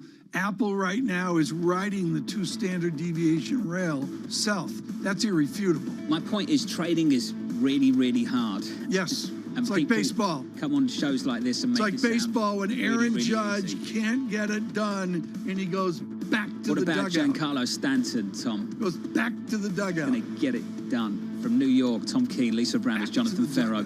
I don't know what I'm talking about. Futures at half of 1%. Neither do I.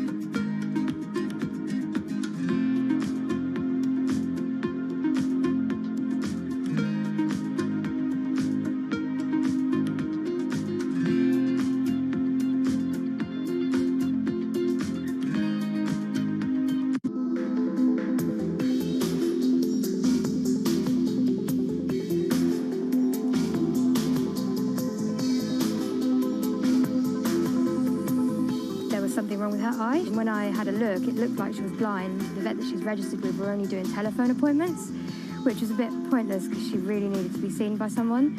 And I couldn't get one anyway for like another week. I was just quite worried about, the complications of leaving it for so long.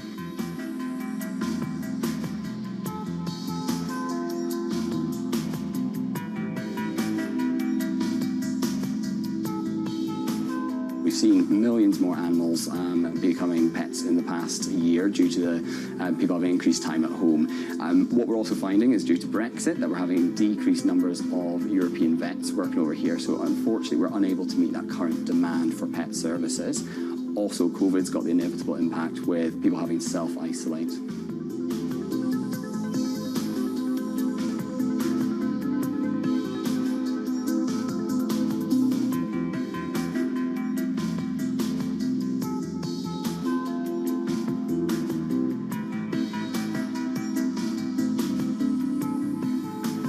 It is very limited what we can diagnose, so it's more about peace of mind and determining whether they do need to be seen in person.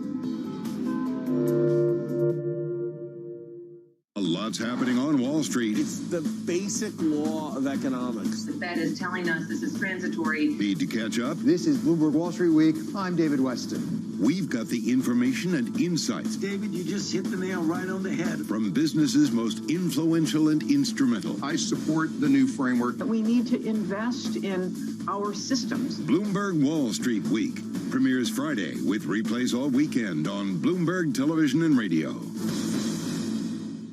Global markets never sleep, so stay connected with Francine Lacqua in London, Matt Miller in Berlin, and Kaylee Lyons in New York.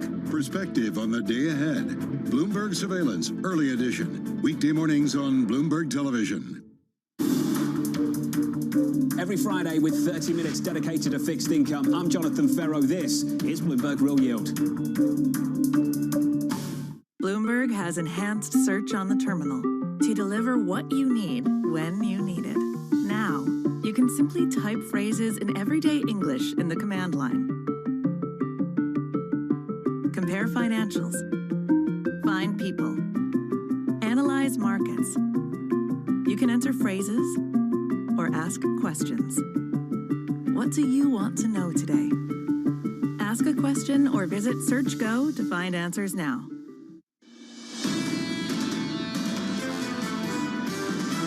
The market seems to be buying into the Fed's inflation dismissal rhetoric. I think it's pretty clear that inflation is going to remain elevated, and that'll be an issue. I don't think interest rates are the cause of the uncertainty or the risk in the equity market. For the economy, employment's all important, but for the markets, it's absolutely about earnings. I'm not worried about revenue. There's certainly plenty of demand out there, pretty much across the board. The issue is, can that demand be fulfilled?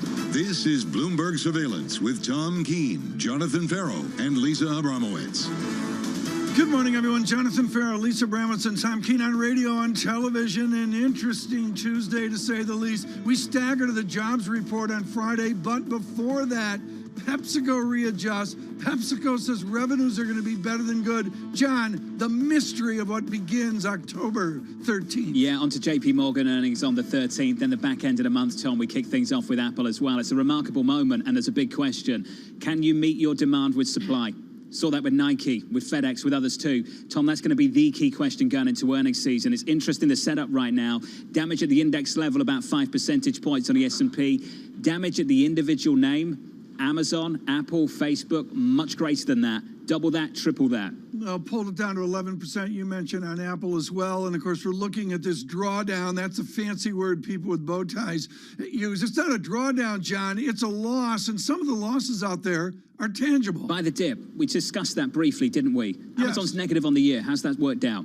They've missed a big rally on the benchmark. They had a big year the year before. They did. I'll give them that. They did, but we talked about this, didn't we? It's so easy to sit here and say buy the dip. In the moment, when things start to happen and smart-sounding people come on programs like this debating whether you should, then you hesitate. We can talk about behavioral finance in just a moment. Looking at the hesitation in Washington as well, Lisa, to me it's extraordinary how the president continues to manage the message to his Democratic Party. There is an issue, though, of what will actually get passed, and will it be positive or negative for markets? There was a great note from Laura Calvasina from RBC talking about how, on the balance, people actually see this as a potential negative to the S&P because they are starting to build in higher tax rates more than any fiscal boost. I find that interesting, given the fact that probably something will pass, Tom. Well, that's the uncertainty that's out there, but the other certainty, Lisa, is corporations have to react to it like they're reacting to everything else. What do you see in bond issuance before we see the fiscal ballet? A record amount of investment-grade bond issuance, and they're still buying back in. shares because what are they doing? What else are they doing? What can they invest in at a time where they can't get enough goods for people to meet the demand that people want to buy? And to me, the key question heading into earnings season, particularly with banks,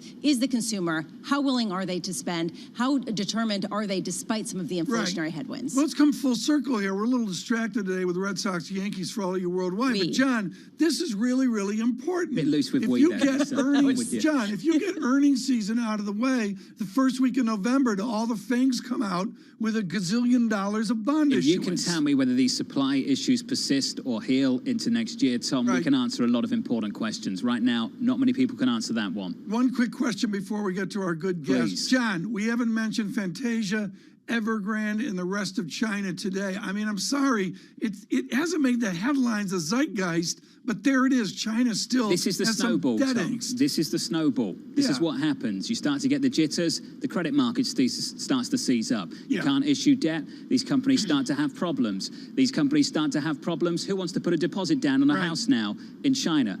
A house that might not be built for several more years. Do you want to take that risk right now? What happens to property prices after that? They roll over. What happens to developers? This happens, Tom. The snowball down the hill. He sounds and that's gloomy. very, very hard to stop. And what will happen is growth will have to decelerate.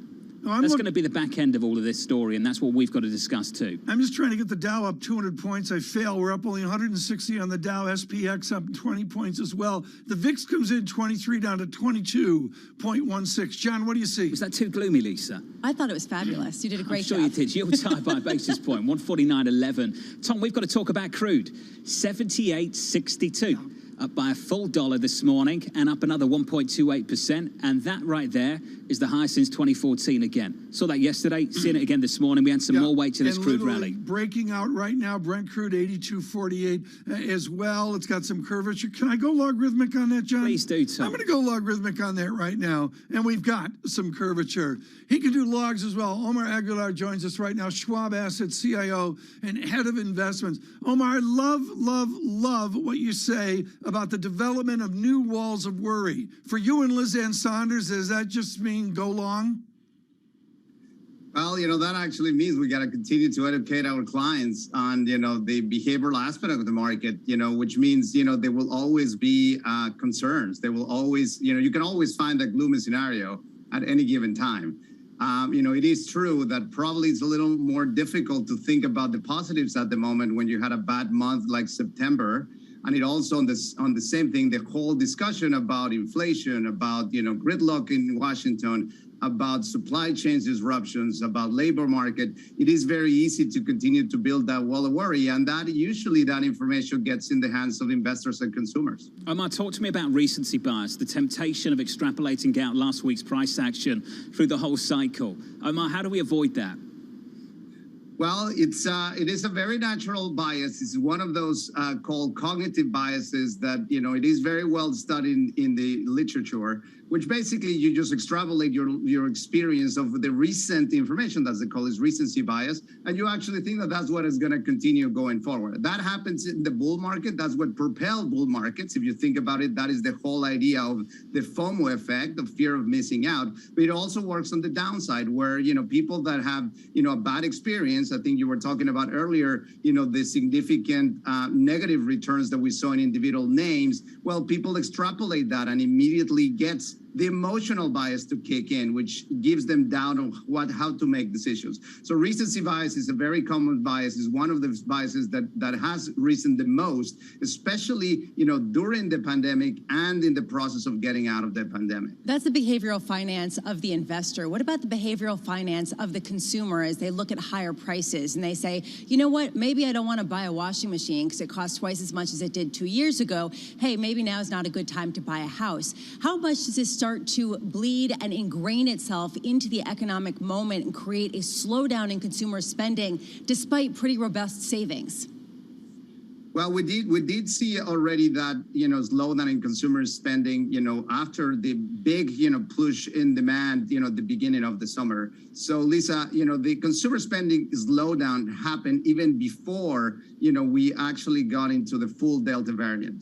There is a little bit of a hesitation on consumers to think about, what may happen, going forward. There's another very interesting, behavioral finance, bias that is called the endowment effect, which means once you've got a lot of cash, holding on, it is very hard for people to start thinking about it. Now, the good news, though, is that the consumers have delevered. During this process of accumulating extra savings, they have actually delevered themselves to the point that they actually not as worried about, higher interest rates as much as they were probably 3 or 5 years ago. So, Omar, with that in mind, that actually assumes that, with a little bit of a pressure on wage growth and a little bit more of that, drawing down of excess savings, the potential for consumer is maybe not, as strong as people expected, but the holiday season going into next year, it is expected to be positive. Omar, how important, given what you just said, are bank earnings and their view into consumer borrowing, credit card lending activity there in order to determine what the appetite is for consumer spending? Well, it is important now. Banks are in the framework that we're talking about is obviously related to what the shape of the curve is, and as well as what the demand is for extra credit, as well as in general just the level of interest rates. So the process of what they have is definitely not as strong as they were in the beginning of this year, but certainly, they're well positioned for going forward because, we do expect that there's going to be a significant amount of extra demand for credit, especially as, investors and consumers start to balance, how much they actually have to draw from their credit and how much still with a low absolute level of interest rates, they can actually still use credit for. Omar, just to wrap things up, I hear a lot about the barbell. I want to talk about on the one side of it, the cyclicals, energy, banks. What you just said on banks is important. We've had a massive move in energy. over the last month or so. Energy equities, not just the underlying commodity. I want to understand what you do with that position now, Omar. Is it something you sit on, or are you looking to move into banks which haven't really kept up at all with what's happened with energy equities? Yes, so a couple of things on this, and we'll probably say the first thing is, we are getting into that process of moving into that mid-cycle. In a way, the announcement by the Federal Reserve about the tapering just extended that recovery cycle where cyclicals continue to, outperform. Now, yes, we did hit a little bit of a break in the summer because of Delta, but, we continue to see that cyclical, position. And we still think there is probably another quarter to actually go to answer your question, John, where you can still go around those things where we'll have these supply-demand disruptions that will, help energy, that will help industrials, that will help financials. Now, we always encourage our investors to rebalance their strategy. And this is an interesting time because a negative month like September allows them to be proactive, especially in tax loss harvesting. And this is probably one of the things that is the most important in wealth management. Omar, thank you, sir. Omar Aguilar of Schwab Asset Management, the CIO and head of investment, allowing you to pre-plan that rebalancing, Tom, if you wish. I thought Mr. Clarida was planning the rebalancing. You didn't miss that one, did you? That was quick. Nice one, That was the CK. thrust of Craig Torres' story. Got an email from Saks, Tom, 60% off everything at Valentino. Makes you think, doesn't it? Markets, when they say 60% off, 10% off, you run away. But when it comes to any other market, like, say, shopping, Tom, for you, people gravitate towards it. Are you shopping online? Just got the email on my work account. It's there. I don't get it. 60% off everything. Does that excite you? You're Up going to to go buy it? 60%. It gets some people excited. That's the point here. But when it comes to markets, people start second-guessing themselves. And I go back to something I said. The easy money's never been made. There was no easy money to make. The famous phrase of the gentleman from Tennessee, Sir John Templeton, he would say, John, shares are on sale. Shares are on sale. That's how we started this morning, Lisa. Tech on sale. Well, the interesting thing is, are they? I mean, if you take a look at Facebook, for example, if you take a look at Facebook, for example, the shares are still up dramatically on the year. Amazon, not so much, down 2%. Apple, only up 5%, right? But if you take a look, what's your starting point? We had such a huge rally earlier in the year. Is it's just taken some of the froth out of that? John, that's classic. I mean, that is classic Abramowitz. We got to go with that. Got more to go. The pendulum. The pendulum of are they? Just a quick one on Facebook. Senator Blumenthal, Zuckerberg should appear before Congress. That whistleblower down in D.C. today. That one's got legs, Tom. That story's not over. That's for sure. To state the obvious. Tom Keene, Lisa Brammitz and Jonathan Ferro. Equity futures this morning, positive. Good morning, up 20. We advance a half of 1%. Yields higher a basis point to 149. Crude rallying 78.61, up by 1.28%. Heard on radio, seen on TV for our audience worldwide. This is Bloomberg.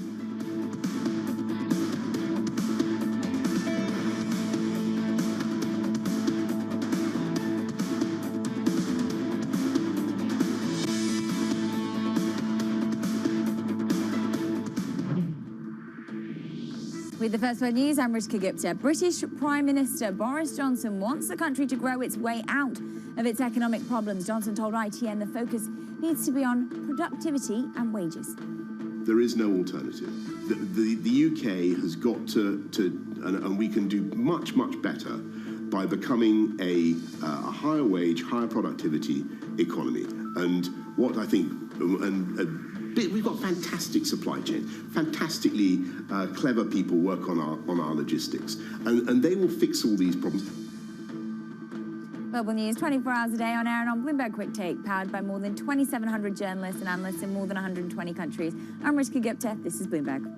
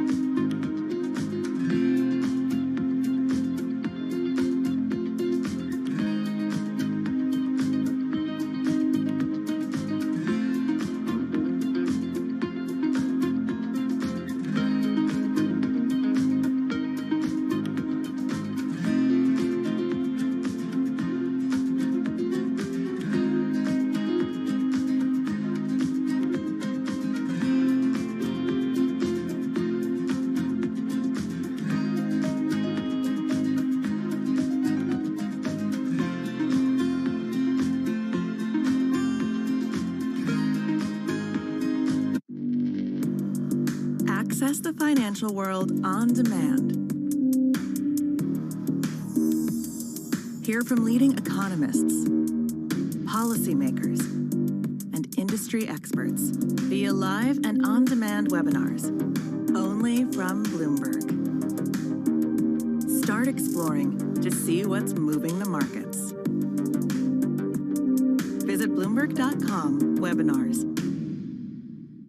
What did you think at the low point of the Greek economic debacle? What were you thinking about to make Greece recover as it has? Well, Tom, we took over in July 2019 with a very clear mandate to make the economy grow again. We were hit by the pandemic, but we still managed to implement very significant reforms.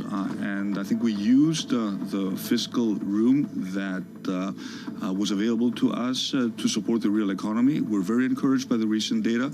The economy grew 16.2% in the second quarter of this year. We revised our forecasts upward to 5.9%, and this may be a pessimistic forecast for 2021. We see lots of interest for foreign direct investment by American companies, European companies.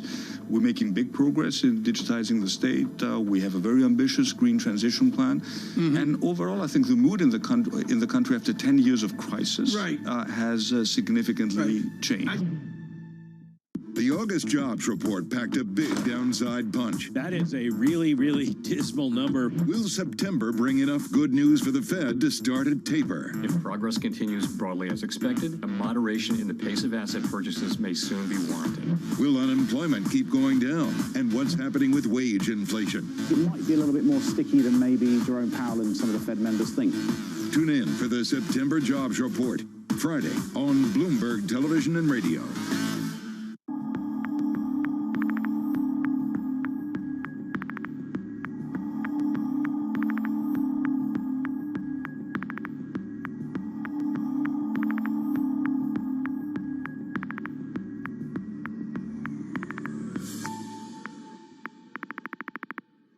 Crypto, you have a world of young people that want their own financial system and their own culture.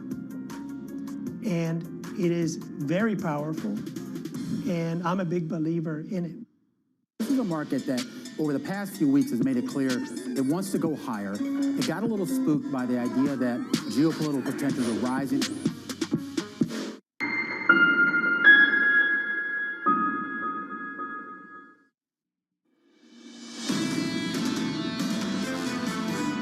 Above all else, we must defend to the hilt our economic interests.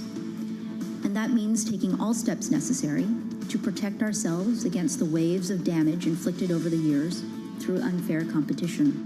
Catherine Tai there, the U.S. trade representative from New York City this morning. Good morning. Tom Keene, Lisa Brabbits and Jonathan Ferro. Your equity market higher, positive.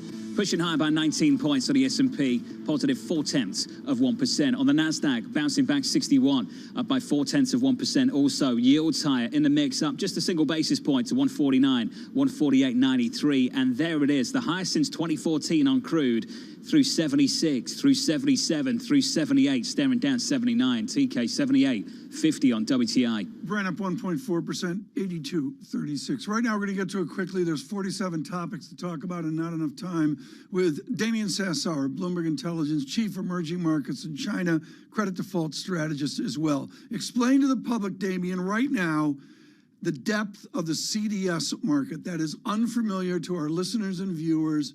How many people are there? Oh my God, I don't know. But I can tell you this, the credit default swap market is the only market we have now that will give us any proxy whatsoever of what's going on in China because the market is closed for Golden Week, right? And China credit default swaps are used by large institutions to hedge their exposure to China. It is a very deep and liquid market. And it's, and quite frankly, you see China CDS 5-year spreads up 10% overnight. So basically, that tells us everything we need to know about the first official default in China, that of Fantasia, the property developer. Indeed, there was not a 5-day grace period. You know, Fitch and S&P just placing the company's bonds on selective default. That happened probably an hour ago. And, you know, look, we're still waiting to hear from Evergrande on that $83 million missed coupon payment. So, you know, we could have another one there as well. So that is where my focus is right now. How do you judge the size of Fantasia Fantasia's problems or the parts of Evergrande problems. They seem to have been a smaller amount of money, and yet pros like you are concerned. Well, you've got basically 35 million of debt on 300 billion of liabilities for Evergrande, and only 6 million of debt versus 6 billion of debt versus 13 billion for Fantasia. So two very different companies. Fantasia focused more on the upper tier markets, Evergrande on the lower tier. These are little things, but at the end of the day, they're all part of the China property sector, and they are all big issues of dollar bonds. And if you know what's going on in China high yield credit, we now have yields of 15% on an average basis, and so that's what investors are looking at right now, Tom. Damien, I want to talk about policy response to all of this. You know how this can snowball and how quickly it can snowball. The credit market seizes up, then the property market follows, the property market follows, the credit market seizes up, and it keeps rolling. I want to understand from you the circuit breaker for that in China right now. What is it, Damien? So should we be shorting Country Garden bonds? Because, I mean, that's the way it goes, right? I mean, first it goes Fantasia, then Evergrande, then Kaisa, then Country Garden. If you believe that and you adhere to that, I do happen to believe that's not going to happen. I don't think it's going to be, you know, so sporadic where the entire sector goes down and property prices in China collapse overnight. It could happen. It's just not my base case. I do think you're going to have pain throughout the sector. We're seeing a lot of the big issuers, Jonathan. Sunak, I mean, we had a little small issuer, Cynic, who basically is effectively going to default on their bonds overnight. Guangzhou, RNF. So look, I mean, the market is focused on it, but you're absolutely right. What should we really be focused on? What's the spillover to households, to, you know, their savings, to consumption in China? And everything is pointing lower, and I think we're going to see more of the same, especially if you look at the manufacturing sentiment data. And the spillover from there, Damien, into broader financial markets as well. The FX channel has been really fascinating. Dollar China's barely moved. Hardly done a thing. We've been going back and forth on this now, Damien, you and I, for a number of weeks. The spillover into other currencies, Damien, within EM. Where are you looking at the moment? Oh, Jonathan, I came prepared for this one. Basically, look, there are three emerging market currencies that are positive versus the dollar year to date. One is the Taiwan dollar. Forget about that. The other two are the communist currencies, right, which have greater staying power, the China yuan and the Russian ruble. And so, look, you can look at fundamentals and you can say that has something to do with it. You could look at carry differentials or carry to vol and say that may have something to do with it.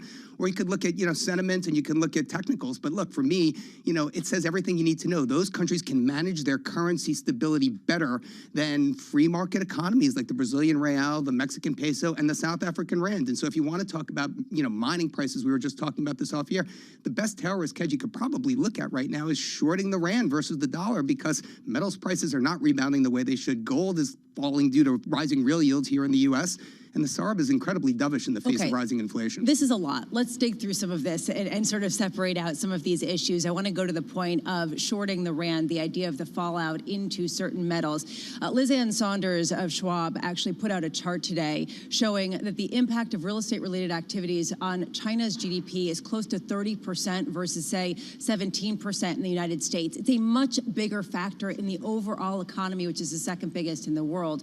What is the potential trickle-out effect? How do you play this, speaking to your point about the rand, as it percolates out, regardless of whether this becomes a true full-blown crisis? Sub 4% GDP in the fourth quarter for China, Lisa. And as goes China, so go the rest of the emerging markets. So what you're going to see are emerging market, developed market growth differentials compress, basically. And that's the first shoe to fall. The second one's going to be the inflation impulse, which we know is much stronger in emerging markets than developed markets. We're already seeing that. 8 of 20 of the major emerging markets have already hiked since May. There's more to come this week with Peru. I think we have Romania today. And then the third is obviously basically term premium being built back into the U.S. Treasury yield curve, right in your wheelhouse, Lisa. The fact that, look, as we see that steepening of the U.S. Treasury yield curve, we're going to see the same thing happen in emerging markets. This is bad for their funding costs. It's bad for their economies. And basically, they have to make a decision. Do we raise rates to basically stem off inflation and potentially choke off domestic growth? Well, that's the decision central bankers have to make in emerging markets every day now. Do you start to cover the UK as well soon, Damien? I'm still short cable now. I wish I were short cable. Fall under your remit as well soon. Damien Sassa, Bloomberg Intelligence, Chief Emerging Markets. What about the Yankees? Exactly. He's not on here to yap about China. I mean, come on here. Damien, I'm Red bracing Sox for the hate low mail. Low and away like the Red Sox bullpen, low and away. I mean, now look, I mean, everybody has their Bucky Dent moment. We remember, you know, the Aaron Boone home run. We remember the 0-3 comeback for the Boston Red Sox. And look, you know, I mean, I'd be lying to you if I didn't say I was a Yankee fan, but if I were betting money right now, I'd be betting on the Yankees also. Oh, God. You encouraged it, Tom. It's Damien F. Sassower. Okay, What's the F stand for? Well, whoa, hey, you know, It's fabulous. not printable, evidently. I'm not familiar. Full disclosure, Is that Bucky's middle name?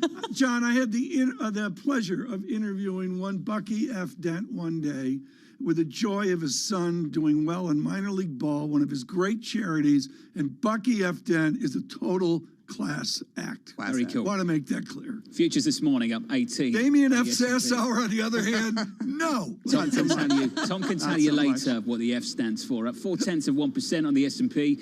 Yields higher by a basis point on 10s to 148.93. The dollar showing a little bit of strength. Euro dollar negative 0.2% to 116. But let's sit on this one. 78.50 on WTI, a massive rally. We keep adding to it. We're up another 1%, up another 90 cents, Tom. We're not ready for 85 Brent. That's all there is. We can talk about it. We can have Francisco Blanche frame it and other strategists as well. The realization of it. I did the gas chart, John. A gallon of gas in America, $3.20. When it gets to $3.58, how does America react? How does Washington Try react? $7, Tom. Yeah, he doesn't have a lot of sympathy, does he? Yeah, he does not. Grown up in the UK. Yeah, you know. What is it, $3? It's north of $3 now. Oh, wow. It's wow. subsidized. You seem upset. Not at all. I don't drive. From New York City, this is Bloomberg.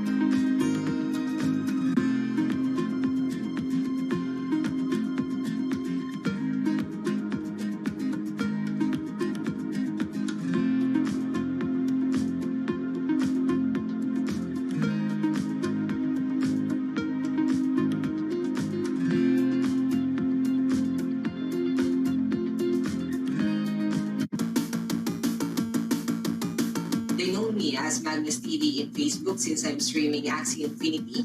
Axie Infinity is an NFT game where you can earn tokens, and then that tokens can be converted into pesos.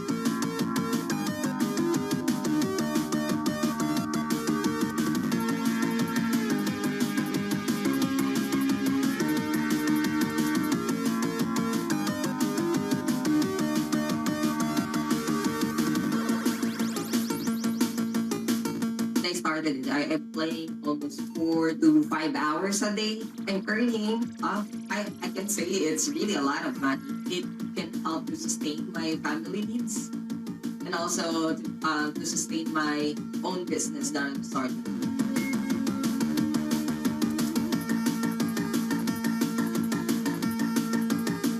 I'm a little bit worried about it because some people who join this Axie Infinity thinking that this is an easy money game. They can earn a lot on this game. This game can sustain their life. And I think that is not the point, or that is not really the game. We are trying now to build a community where other players or my scholars can join this esport, playing Axie Infinity for example, even 3 to 5 years, I think. Watch Bloomberg Surveillance to learn how to look at markets, how to look at trends, and how to look younger. What do you think, John? Botox, or do I really need to get something done? I think, Tom, if we just change the style up a little bit. You think so? Yeah, You drop look the bow great. tie. Drop the bow tie. What, Drop skinny the bow tie? Yeah. I always say, this is my line, whenever anyone in America has a go at me about a skinny tie. The older you get, the wider it gets. Oh, really? Until it becomes a bow tie. This is a bow tie. Until it becomes so fat, you just sort of...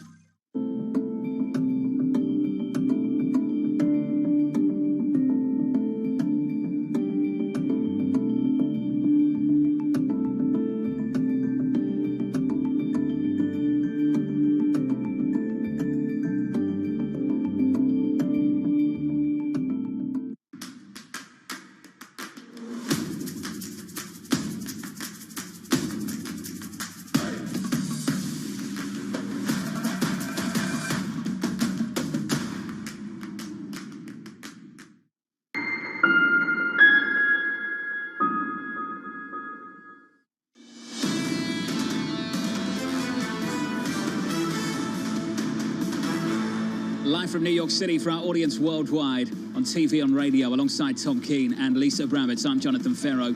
Equity futures bouncing back 0.4% on the S&P.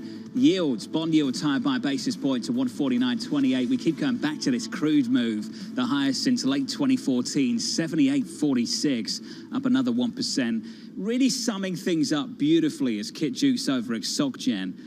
Markets are autumnal, that is to say moody, depressed and sensitive to the shortening amount of daylight in the northern hemisphere. Tom, does that resonate? Does that resonate at all with you? Yeah, I thought it was very Calvinistic. It had a real Red Sox tinge. I feel that. I thought that, you know, moody, depressed, sensitive to the shortening amount of daylight. Maybe. I get sensitive to the shortening amount of daylight, Tom, in the northern hemisphere. Tangible. I'm a sensitive kind of guy. I feel it. You know, I can it's feel getting that. darker and darker. Look at the economic data, John. Record trade deficit. Lisa wants to get serious. Lisa, record trade deficit. Sorry to break in. $73.3 billion in August. This is fascinating, especially because those trade discussions are actually ramping up between the U.S. and China. The U.S. wants goods, and people aren't getting them fast enough. So despite the fact that there still are these tensions, how do you parse that out? We are importing vastly more than we are exporting to the greatest degree on record. And this has a lot to do with China, John. Just ahead of some talks with China. Exactly. As well, Tom, at several levels, too. Can they achieve something that the previous administration didn't? No. With a different approach? I'm not there. Maybe I'll be surprised. You know, can't convince the Chinese Communist Party, Tom, to change. Their timeline, their x-axis is radically different than anybody in Washington. So, Tom, is it something the Chinese Communist Party is doing, or is it about the structure of the American economy? It's about the cultural difference between the two. Yes, Lisa, which one? It's both of them, and this is the issue. What does the U.S. want to accomplish? What do they want China to do? They want to have I mean, honestly, at this point, given some of the business opportunities that companies are looking for from the U.S. into China, what does the U.S. government actually look to do? Well, we will see. What we're going to do right now, and we've really tried to do this, we tried to have every guest today be a Red Sox fan, and we've massively succeeded with Megan Green, the only guest I know who has Red Sox Vans when she's styling on the weekend at Harvard. And of course, we welcome her as the global chief economist for Kroll Institute. Thrilled she's with it. The news is so important, Megan. I'm going to avoid the baseball right now. The makeup of this trade deficit, as Lisa mentioned, is it an export differential or an import differential that gets us to this record statistic? Yeah, so as Lisa highlighted, it's a bit of both. And it is really interesting that it's happening as these talks are just kicking off between the U.S. and China. China, of course, hasn't held up its end of the bargain in terms of the trade deal that we had struck. They haven't bought nearly the amount in value terms of goods that they had promised to. That seemed forgivable in the throes of a global pandemic that, of course, originated in China. So they had massive shutdowns. The best thing about the pandemic might have been that actually there was an excuse for China not actually holding up its end of the deal, but that excuse has really waned. And so now the U.S. would like China to go ahead and hit the targets. It's a big question, though, about how they're going to get there or whether they're really incentivized. Okay. That's going to take forever. If the equation is y equals c plus g plus I plus g plus x minus m, is the x minus m going to change American GDP quarterly over the next year? Is it enough to shift the larger parts of that algebra? So no, I don't think we'll strike something that actually fundamentally makes a difference in terms of growth. And of course, most of the growth right now is coming through the reopening and the peaks behind us, unfortunately. And I think actually the biggest impediment isn't really how much China is buying our stuff. The real impediment is going to be supply shocks globally. That's going to be the biggest drag on growth in the second half of this year. And those things go together, right? I mean, there is this question of the fact that we do have this trade mismatch and the fact that China is perhaps in a better negotiating position with the U.S. simply because the U.S. wants to import all this stuff immediately. How much does this give a sense that the supply chain disruptions may last somewhat longer than people are currently expecting?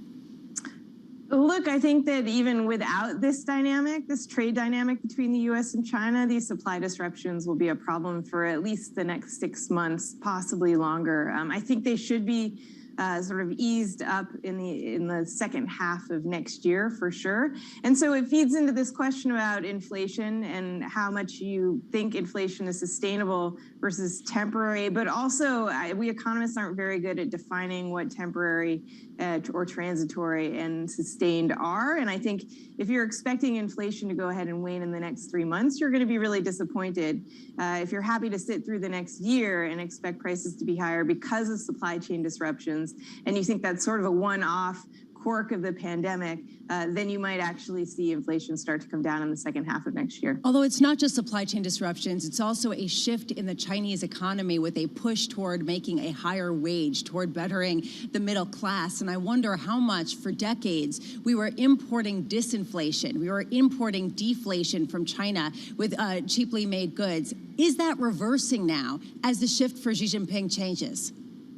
Well, so that was the case as, you know, the Iron Curtain fell and the Bamboo Curtain fell, and we added billions of workers to the global workforce, and Chinese workers were really cheap. That hasn't been the case for a long time. Wages have been rising in China for a long time. Now, we've had cheap work coming out of Vietnam, Malaysia, other parts of Southeast Asia. Wages are rising there, too. So the question is, you know, where do we go next if we're looking for cheap labor? One is actually to machines. So there's been a ton of automation over the course of this pandemic that should ease some of the upward pressure on wages, certainly. And then secondly, there are other parts of the world with cheap labor. So if that's going to continue to be the model, which is to sort of offshore any production with cheap labor, and I don't think that is going to be the model, but if that's what we're looking for, you know, sub-Saharan Africa, North Africa in particular, the Middle East, there's a lot of room for that trend to run. So I don't actually buy the fact that we're running out of cheap workers. I think that we are restructuring the economy through a new industrial policy that's actually accepted by both sides of the political spectrum right now. That means that we're not actually just going for the cheapest products made in the cheapest places. We're trying to onshore some of that work with industrial policy. Okay, let me ask you a Harvard question. This isn't a Kroll Institute question. It's a fancy pants academic question, and I can do this in honor of Dale Jorgensen.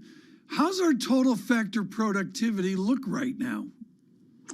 So we don't know exactly because that data comes out with a bit of a lag, but we do know that it's increased. So, you know, for the developed world, it was about 1% for the last decade. In the past couple of years, it's increased to around 2%, so around double that. In the US, it was 3% more recently. We know anecdotally through surveys that a lot of firms have taken the opportunity of the pandemic to digitalize and automate a lot of things, which should fundamentally boost productivity. And it should boost productivity going forward. And then we also know there's a ton of legislation on the docket that's aimed at infrastructure spending, investment in human capital. That should continue to boost productivity. And the good thing about productivity growth is that you can have wage growth, and if you've got productivity growth as well, it doesn't need to be inflationary. But that might mean that the participation rate in the labor market continues to go down, at least the downward trend that we've seen over the past few decades. Is that what you're predicting? That people will be paid more if they are in the labor market, but there'll be a higher proportion of people permanently out of the labor market? Yeah, look, this gets down to the question of whether robots are taking our jobs or not, fundamentally. And I'd say in previous periods where we had a bunch of innovation and everybody was worried that we'd all be automated out of work, it didn't happen. We generated jobs that we couldn't wrap our heads around. When we built highways and had cars, nobody thought about all the rest stops that would generate jobs, for example. So there may be an equivalent this time around as well. I think there will be structurally a lower labor force participation rate for a little while, in part just because certain industries aren't coming back. And so as a result of the shutdown, but public service announcement. Perhaps you should go with Tom. We'll fly him up tonight. No, I think Anne-Marie may be going. She told me she was $1,232. Is that how much it costs? To sit behind third base, yeah. Third base? How high one up? Seat. Like right three there? rows behind third base. 3 rows up. She's sitting in front of Stephen King. That's what can I say? 1,200. Okay. Megan Green, have you got any predictions? Yeah, I mean, Megan, give us some love. Come on. Yeah, I mean, I think the Red Sox are going to win, if not because the best people root for them, obviously. Okay. Wow. That was convincing. Megan Green, Senior Fellow at the Harvard Kennedy School and Global Chief Economist at Kroll Institute. She took a minor, John, at Harvard and John Kelvin. I think that they're going to win because the best people root for them. Lisa, what do we think about that, sitting here in New York? I think our ratings just went first of down all, 8%. As a Mets fan, we can kind of commiserate because we've got a common nemesis. But I will say, Right. what else is she going to say? I don't know. I've been looking and I've been tracking my sabermetrics. I don't know. She's really into it. Really She's into really the into data and the statistics. And I was frankly hoping into for it more than a little bit more than what we got. Coming up on the Open, You Hugh Johnston disappointed? of PepsiCo. Not at all. We'll catch up with the CFO of PepsiCo, Tom. Really looking forward to this. I think Numbers are good, Tom. Could they have been better? Could they feel have good been about- better? I feel good bring it about back the off Red the Sox rails. because of Mookie Betts. No, you're just like, please bring it back. I'm done. I'm done. We're up 19 on the S&P. Do you want me to come on the 9 o'clock so we can do a Red Sox brief? Do you want to come right at the end? Yeah, you know, whatever. Okay. You guys came in at the same time today. Well, Did you guys ride in who's together? going to do? We went out last night. You came in We went out together? last night. Yeah, we went straight in. We came straight we closed in. the bar and went to a private club. And Just changed ties, and this is the same shirt as yesterday. Took You want to come shot next of time? Tang? I wouldn't get too More close, than a Lisa. shot of Tang. What do you think the show's been about? Glad A 3-hour hangover. Tom Keane, Lisa Bravis, and Jonathan Ferro. Equity Futures up from New York. This is Bloomberg. The seltzer with the Tang, please.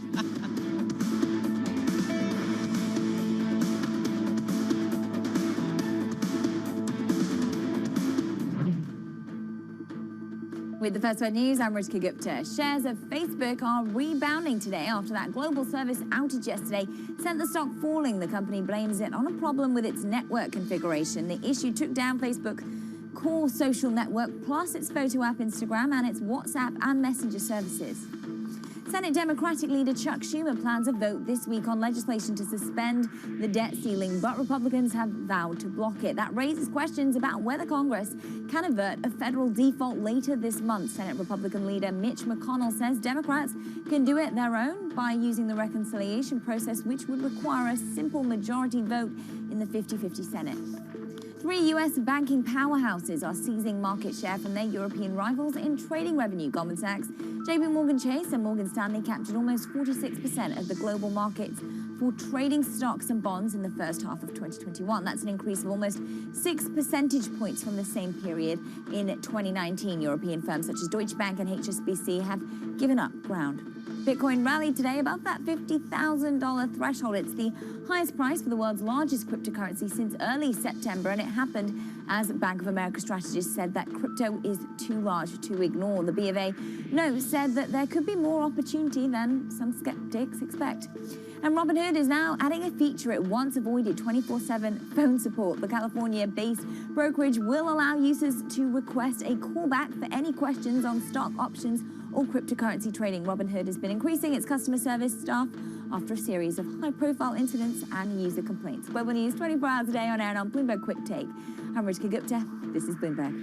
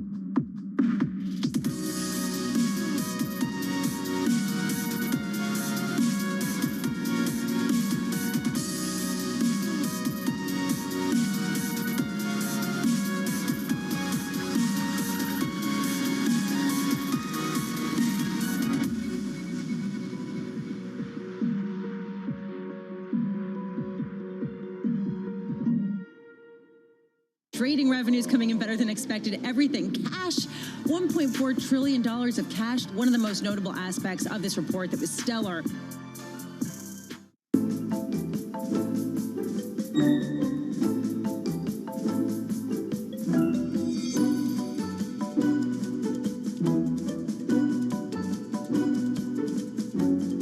Mistakes you've made or failures that you can talk about so that people could feel you're not just a superhuman. People ask that question as if the only challenge is at work. Challenges come in a lot of different packages.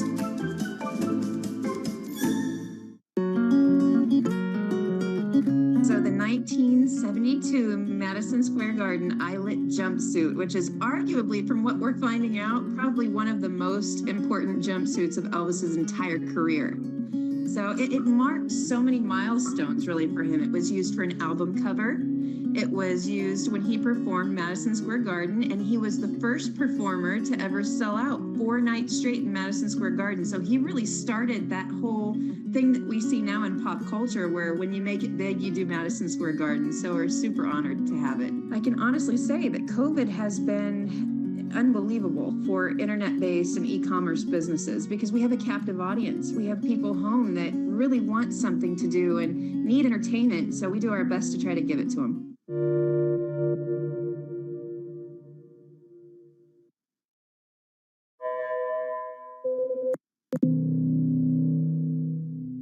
Mercedes-Benz is on a path towards CO2 neutral mobility. So we have flicked the switch there, and really we're going to step by step electrify everything. And what does that mean? Combustion engines get electrified.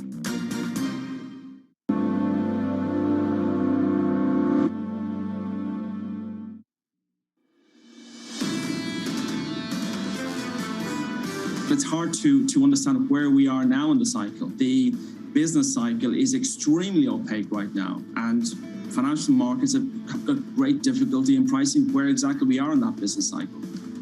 Port Garvey on interest rates. You've been a little bit off the interest rate story here with the yield not moving since time began. Rounded up 1.50% on the 10-year yield. This is important. I would note the real yield has come to a greater negative yield, negative 0.92. That's a tangible move within the huge range, the tightness of the market that we've seen the last number of days. All day we've been following oil. Brent crude, 82.66, breaking out now, up 1.7%. Maybe that will be the story through the day. Lisa Abramowitz, Tom Keene, we welcome you on radio and television. Right now, Barry Ritholtz joins with Bloomberg Opinion about that time in freshman calculus in college where you realize you can have a line and then you have the rate of change, and the second derivative, the rate of change of the rate of change, shows you gradually, then suddenly. And that is a heartbeat of physics, and the physics that's linked in to investment. Barry, you write this week about the gradually, then suddenly. That's right. Pulling a line from Hemingway's The Sun Also Rises. How did you go broke? Gradually and then suddenly. And that's how the world changes, and lots of little things shift that are beneath our notice until suddenly there's no escaping them. And that's as true for finance as it is for technology. Things change slowly, and then all of a sudden you realize it's a new world. It's a totally different experience. I remember Herman Valk, The Winds of War, the fiction that he so captured the reality of 1939 was very gradually, then suddenly. What does 2022 look like for investors to move gradually, then suddenly? So what normally happens during a cycle, and I enjoyed listening to your prior guests talk about how opaque this cycle has been, and that seems to be the nature of these large financial crises or exogenous shocks like a pandemic. It partly operates as a reset, but it also accelerates what came before. So it's hard to tell, hey, are we in the middle of the cycle? Are we late in the cycle? So I understand the issue of being opaque. But what we've seen gradually happen is what happens every cycle. Markets begin a secular bull market, relatively inexpensive. And towards the end of that run, it could be anywhere from 10 to 20 years, they end up increasingly not cheap. They end up expensive. And so what we've seen over the past decade is home prices have gone up, stock prices have gone up, bond prices have gone up. There's so much capital sloshing around. Venture capital, private equity, they've become a little pricey. So people have been warning about diminished expected returns incorrectly for a decade, or that warning has not bore fruit. We're now going to be entering the phase where I think we should ratchet down our expectations about earnings, revenue growth, and performance in the market. How much? I mean, how much are we looking at? Is this something that's going to really hamper those pensions that have been enjoying blockbuster returns this year? So we've had very low rates that made the cost of capital and borrowing borrowing from clients to purchase your goods very inexpensive. There's lots of signs that that's starting to creep up. You guys know I'm in the transitory inflation camp, although there has been a reset in a lot of input costs, and the annual rate of gains, the second derivative that Tom was talking about, is likely to be modest, but modest from higher levels. So whether it's wages or cost of basic goods, especially a lot of metals, and I'm not even talking about rare earths and things that are hard to get a hold of, but all sorts of inputs that go into manufactured goods, plus semiconductors, all these things are going to cost a little more, even if they're not going to continue that delta, that second derivative. So that's going to take a little bit off of profits, and that's why I would think, I mean, I can't tell you what the market's going to do next year, but I can say with a pretty high degree of confidence, don't expect 2022 to be as powerful a move upwards as 2020 or even most of 2021 All right, was. so let's say a client comes to you and says, what should I expect in terms of returns? And you say gradually, then suddenly, and they say, okay, what are you talking about in percentage terms? Over the next decade, are you looking at an S&P that's got a 5% return on an annualized basis? Is it going to be lower than that? Are we going to be net, not growing at all? Or is this, just basically a little bit lower, and you're not going to see the big ups and downs because you've got a Fed that's got everyone's back?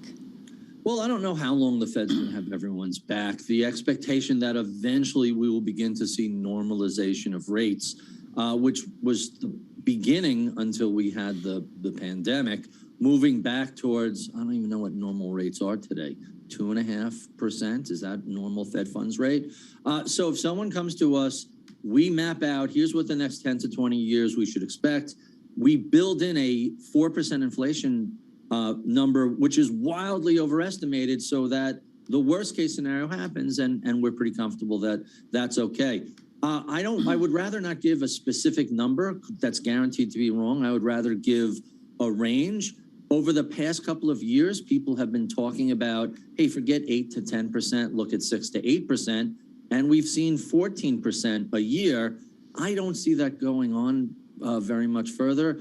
I would expect us to be back in single-digit gains for the S&P 500 for the next couple of years. Now, GMO and other shops that are much more bearish than we are, they're looking for negative returns. And we've gone a long time without a real correction. We've gone a long time, other than the pandemic crash, without a real bear market. And so it wouldn't surprise me to see a couple of years in the next decade to run negative numbers. I'm hard pressed to see a decade of, I think GMO is -6, -7. That's a little too pessimistic. I'm much more optimistic than that. Barry, thank you so much. Barry Ritholtz with us, writing for Bloomberg Opinion on suddenly gradually becoming suddenly. Lisa, I just fitted the oil move, and on a monthly chart, off the pandemic low of Mayish of 2020, we have moved 6.2 standard deviations. There's a fancy way you do that on the Bloomberg. That's a huge move.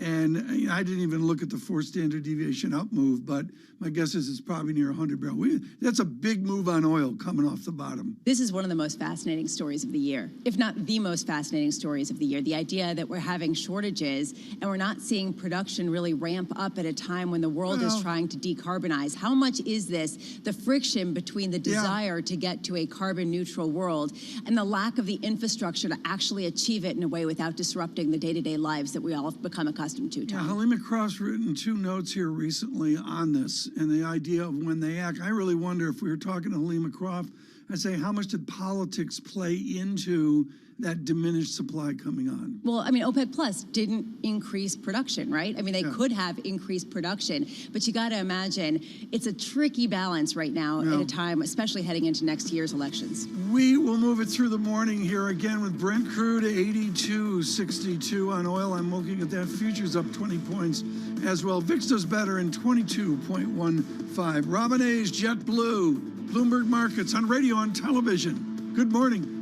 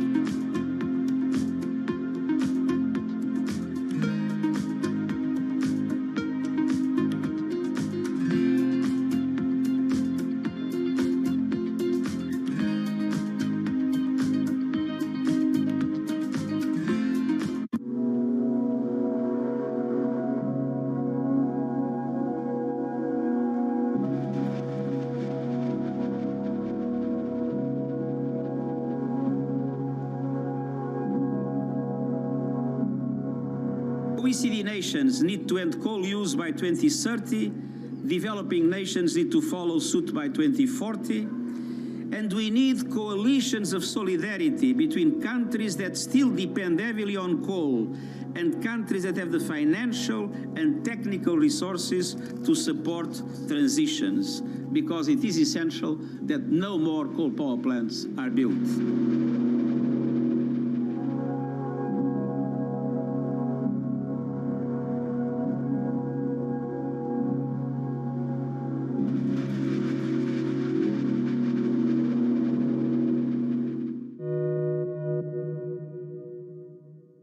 Lots happening on Wall Street. It's the basic law of economics. The Fed is telling us this is transitory. Need to catch up? This is Bloomberg Wall Street Week. I'm David Weston. We've got the information and insights. David, you just hit the nail right on the head. From businesses most influential and instrumental. I support the new framework. We need to invest in our systems. Bloomberg Wall Street Week premieres Friday with replays all weekend on Bloomberg Television and Radio.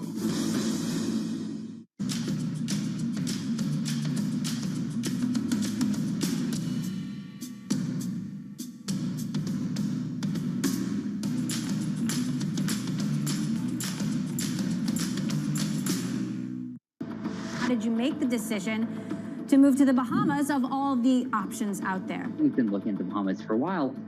They're one of the first countries to roll out any comprehensive regulation for cryptocurrencies, which we think is extremely important for the space and a really positive sign.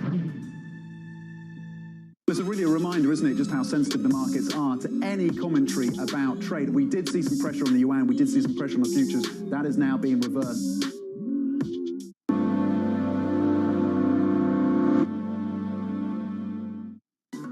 Live from New York City, it's a bounce back. For our audience worldwide, good morning, good morning. The price action, futures positive up 20. Big tech on sale. The countdown to the open starts right now. Everything you need to get set for the start of U.S. trading. This is Bloomberg, The Open, with Jonathan Ferro.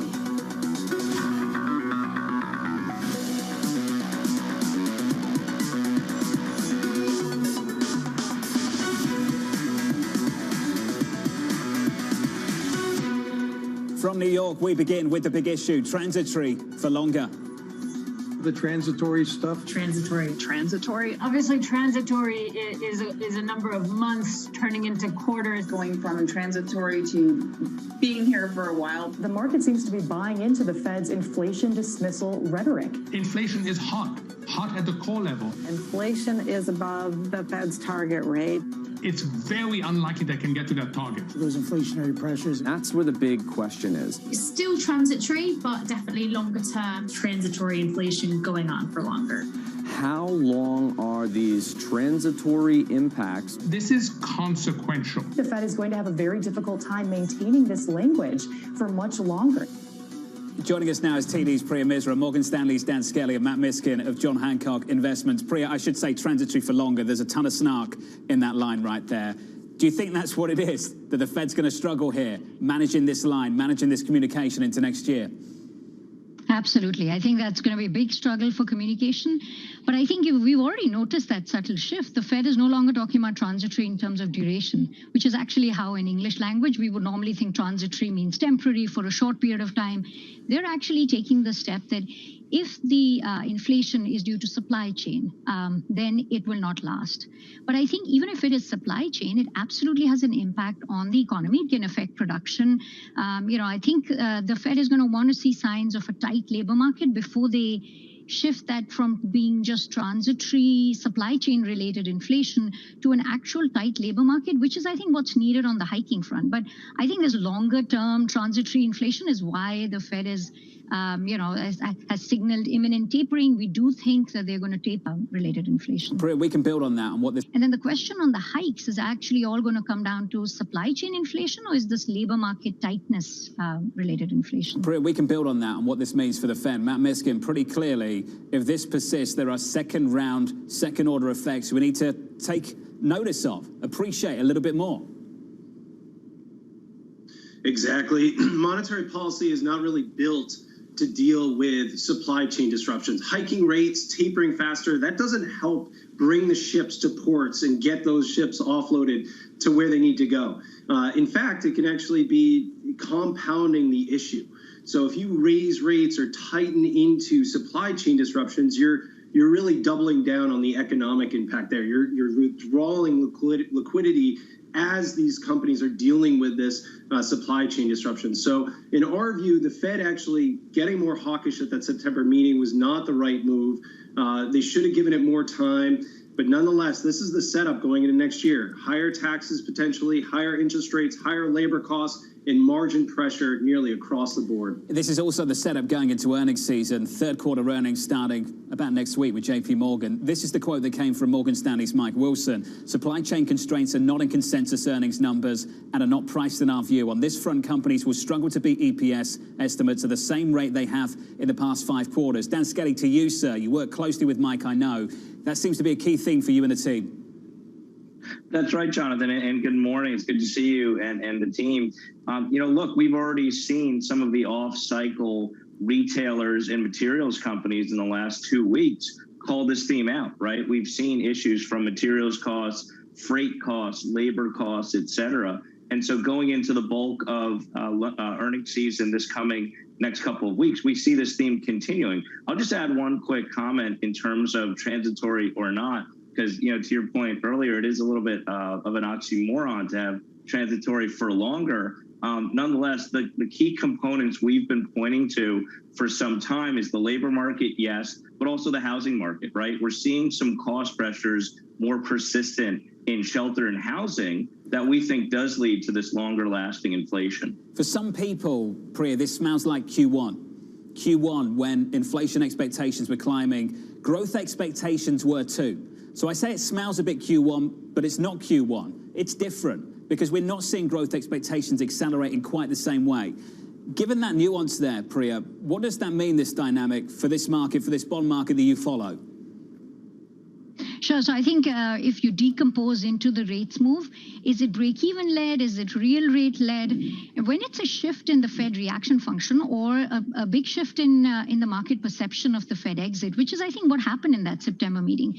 You know, we've been arguing November, December start of tapering was priced in. It's the end point. That's what struck me as being very hawkish. We were looking for October, November end of QE, but here we hear from the Fed that it's going to be by the middle of 22. That's why real rates rose. And I think that's part of what's behind the risk correction as well, is the fact that real rates have risen. So, you know, even though the first quarter as well as now rates are rising, we do expect the long end of the Treasury curve to continue to rise in yield.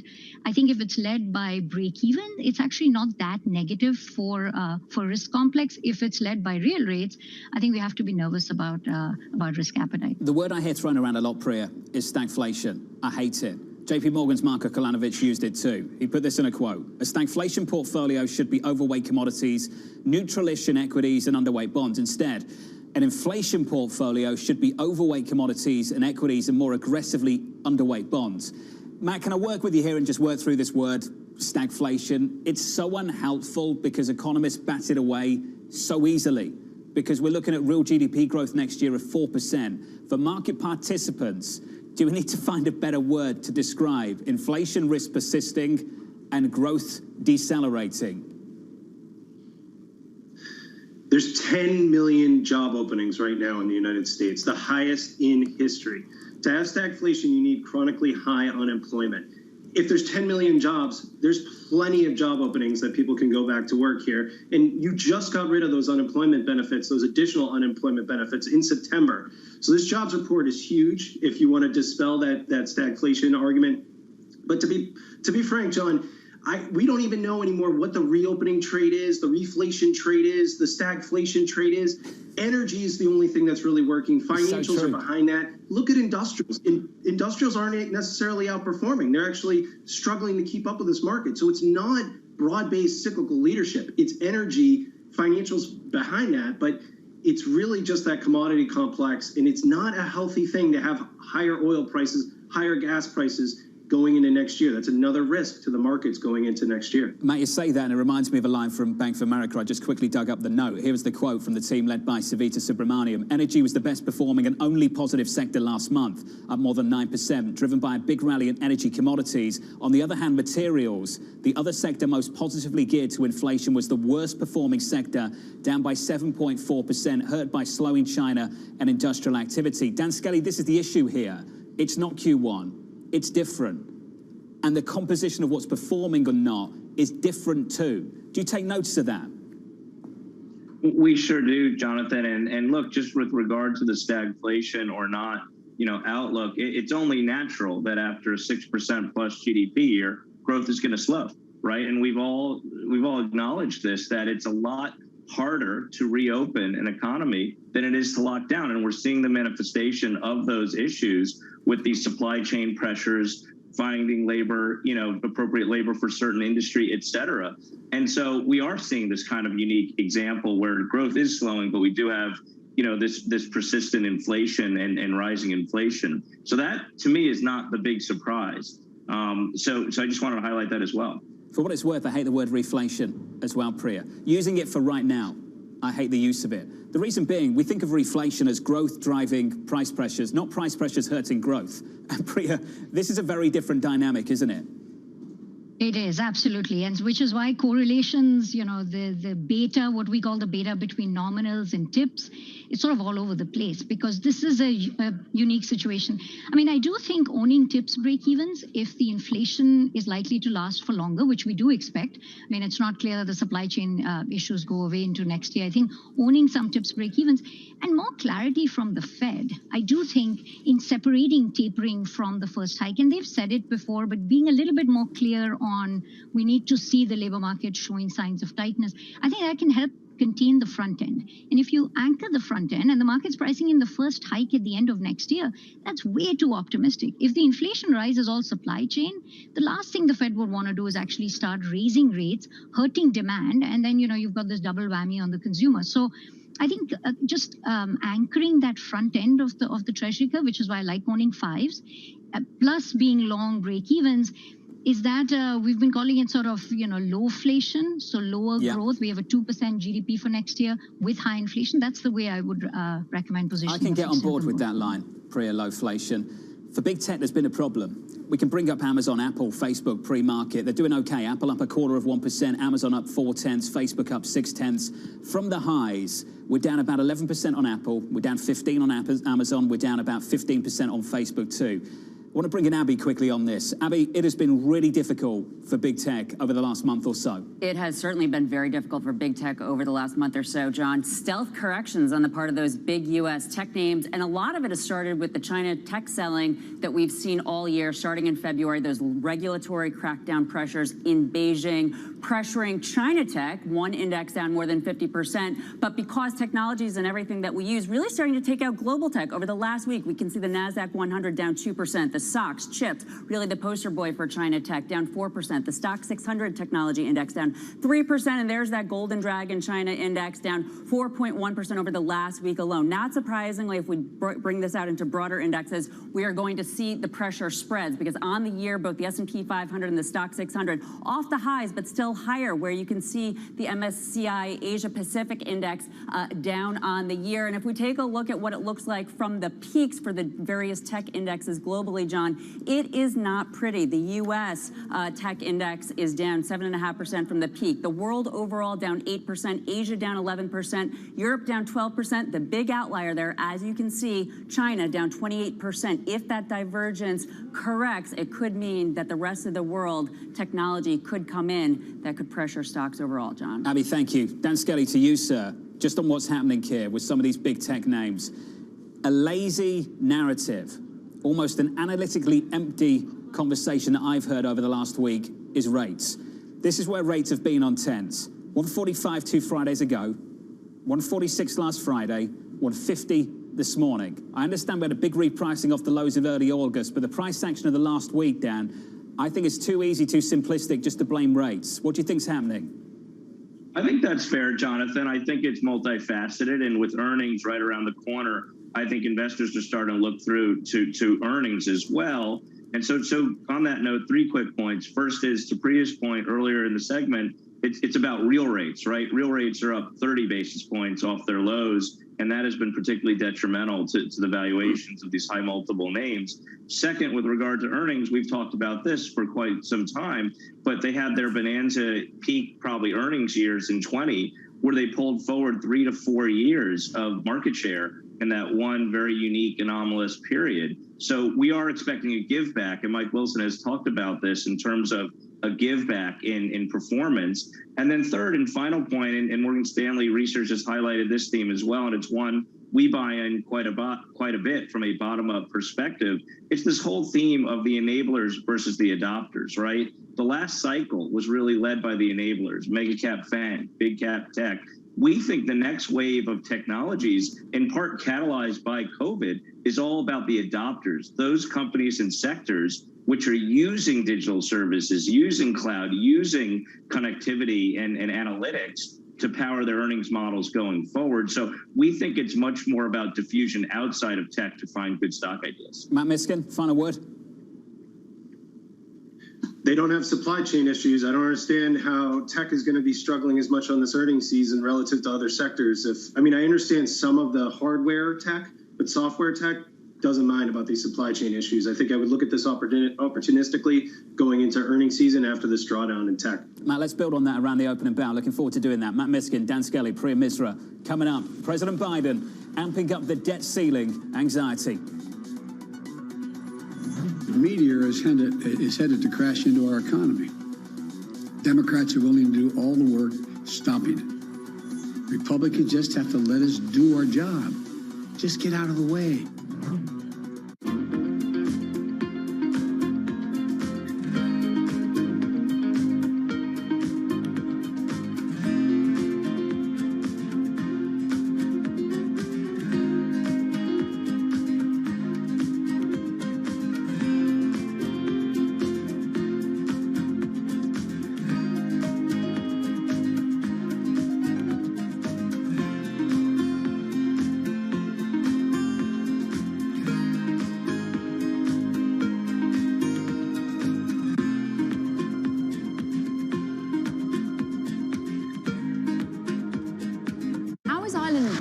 that blackout risk, those energy prices spiking? Well, in the first instance, we will manage it over the next while. I think the key agenda item for Ireland on the energy front is wind, and we've been great developers of onshore wind. The next decade in Ireland will be offshore wind, and we have streamlined our planning application framework for investors so they have certainty in terms of applying to invest in terms of offshore wind infrastructure in Ireland. So that will be a key agenda item of ours, and renewables. We have a very strong climate component in our government and in our government programme, and that of course is not disconnected from the energy agenda. And there will be challenges of that, there is no doubt, but we are making considerable progress. Are you worried about the here and now? Are you worried about blackout risks? Are you worried about the amount of consumption data? Data is taking up considerable demand in energy terms, but we have been robust in terms of meeting that to date. Every Friday with 30 minutes dedicated to fixed income, I'm Jonathan Ferro. This is Bloomberg Real Yield. Right now, about half of U.S. households invest. We'd like to get that number up to 95+%. Investing should be as ubiquitous as shopping online. It should just be something that people do.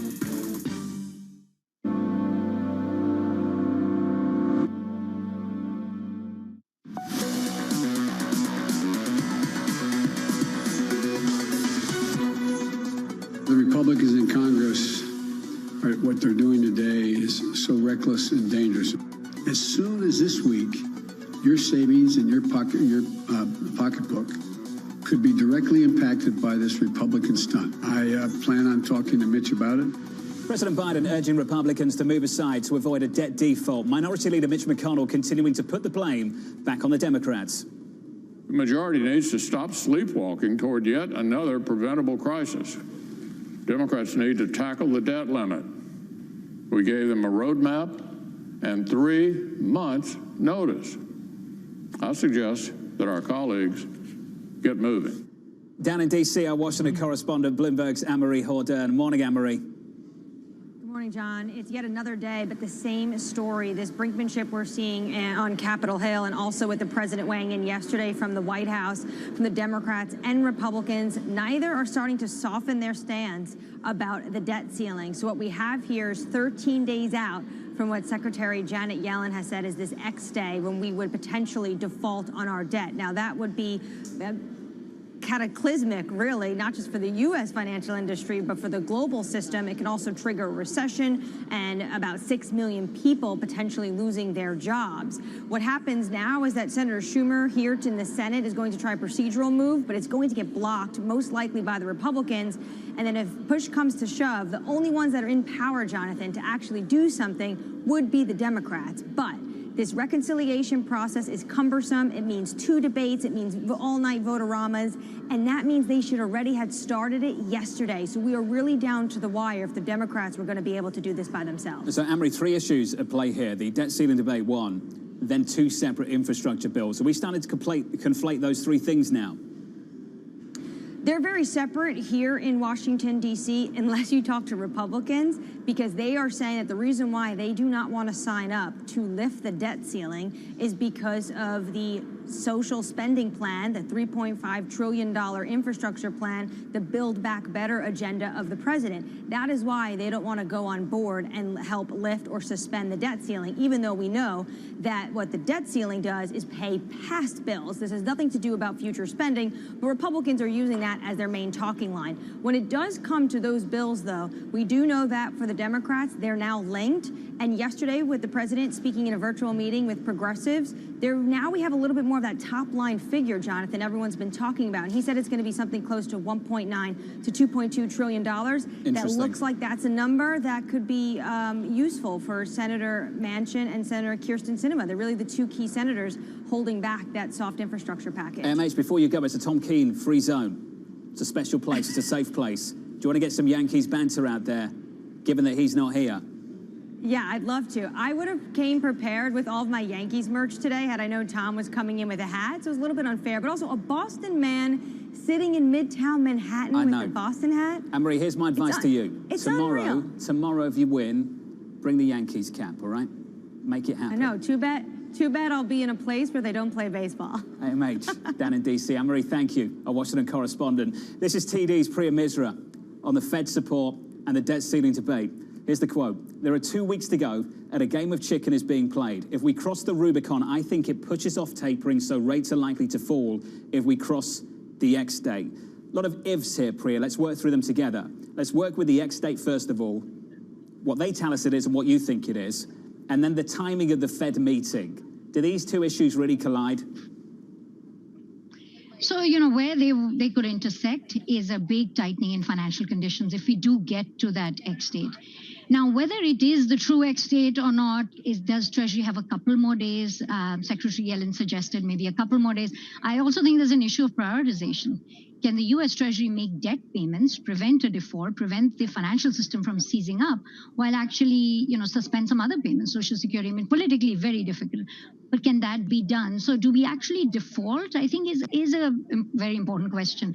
But as we go into that date, I think there are operational risks here. There is a lot of work that's being done from a risk management standpoint. The market's going to start to get nervous. Does that feed through into broader tightening in financial conditions? And this is what the Fed will then look at. If, let's say, we get really close to the 18th, I think the market right now is actually ignoring it. It's very complacent. You can argue that we've been here. There's a, is this another case of cry wolf? Fool me once, fool me twice. Well, we tend to get to that point, and then Congress does the responsible thing, which is why the market's a little more relaxed. But Anne-Marie was making this point. Doing this through reconciliation, which is actually our base case scenario, that the Democrats are not going to get help on this. They have to do it themselves. Procedurally requires a lot of time. And my blood pressure is rising as we're getting closer to that X date without the procedural work happening. So I think you get the tightening in financial conditions, and then coming to your Fed point, if you get a big tightening in financial conditions, I think the Fed would want to see that it's not impacting the economy or the outlook, which is why that tapering in November, it's an early November meeting, I think that can get pushed out. So it'll first depend on, does the market pay attention to the debt limit? And then I think, broader financial conditions, and then we should move to the Fed impact. Matt Miskin, you get a free pass here. Dan Skelly, you get the short straw. Is it complacency, or is it justified to ignore this? I think it's more justified. I think we've seen this movie so many times before, and I think, this time around with $6 or $7 trillion of spending on the table, maybe the negotiations and the issue will go right up to the final day. But we've seen it before, and I think the market is somewhat justified here, Jonathan. Dan Skelly, Matt Miskin, Priya Misra, sticking with us. Coming up, the morning calls and later, from rising yields to technical setbacks, the bad news piling up for big tech. That conversation just around the corner. From New York City this morning, good morning. Your equity market's shaping up as follows on the S&P 500, advancing 15 or 16 points. We are positive by about a third of 1%. Let's call it 0.4. This is Bloomberg.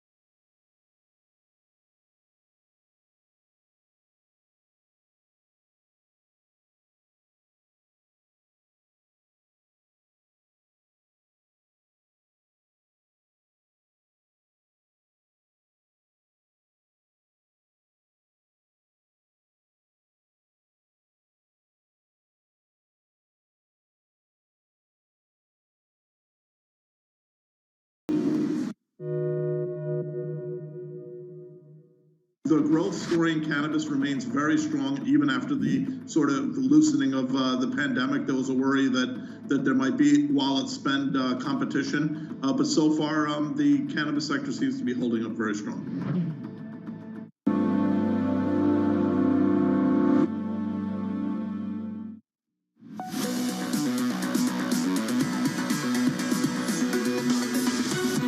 Five minutes away from the opening bell in New York City this morning. Good morning to you all. The shape of things this Tuesday as follows. Futures bouncing back just a little bit, up by 1/3 of 1%. On a Russell, we advanced 0.4. On the Nasdaq, up about 41, advancing 41 points positive, about 1/3 of 1% also. That's the equity picture. Here's the bond market story. 2s, 10s and 30s. Yields a little bit higher, up 2 basis points on 10s to 150.32, up about 2 basis points on 30s too, to just north of 2% at 2.0626%.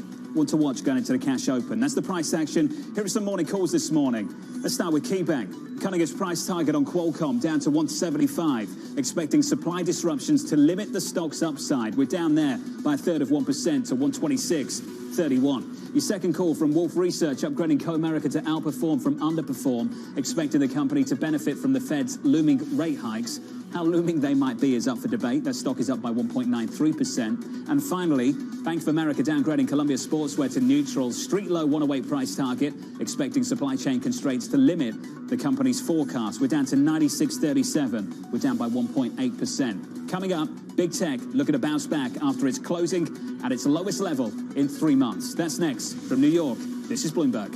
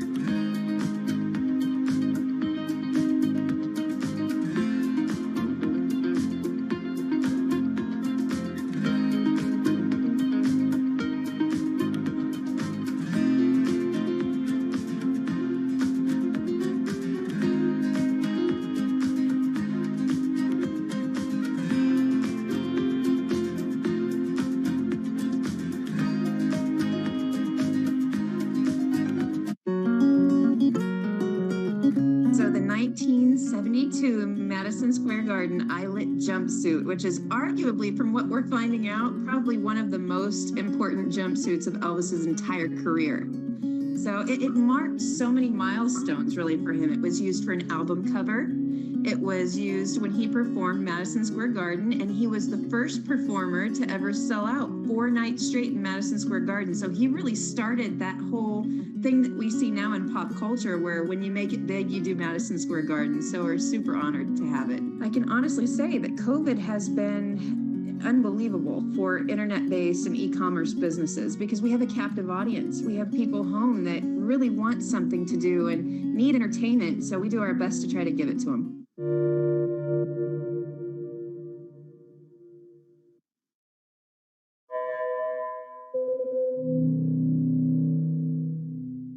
Bloomberg has enhanced search on the terminal to deliver what you need when you need it. Now, you can simply type phrases in everyday English in the command line. Compare financials. Find people. Analyze markets. You can enter phrases or ask questions. What do you want to know today? Ask a question or visit SearchGo to find answers now.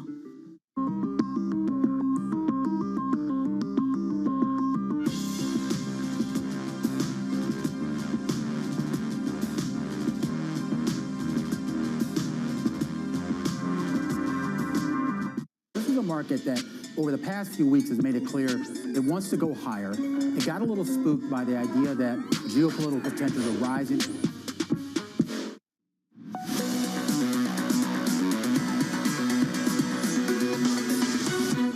New trading month, but very similar volatility. Really choppy through September into October. Equities lower yesterday, softer. We break down Equity futures bouncing back just a little bit, up about 0.4%, advancing 16 points. On the Nasdaq, we bounced back 44. We advanced by about 1/3%. Let's jump in about, switch on the board and get to the bond market. Treasury yields, nominal yields have been pretty stable over the last week or so.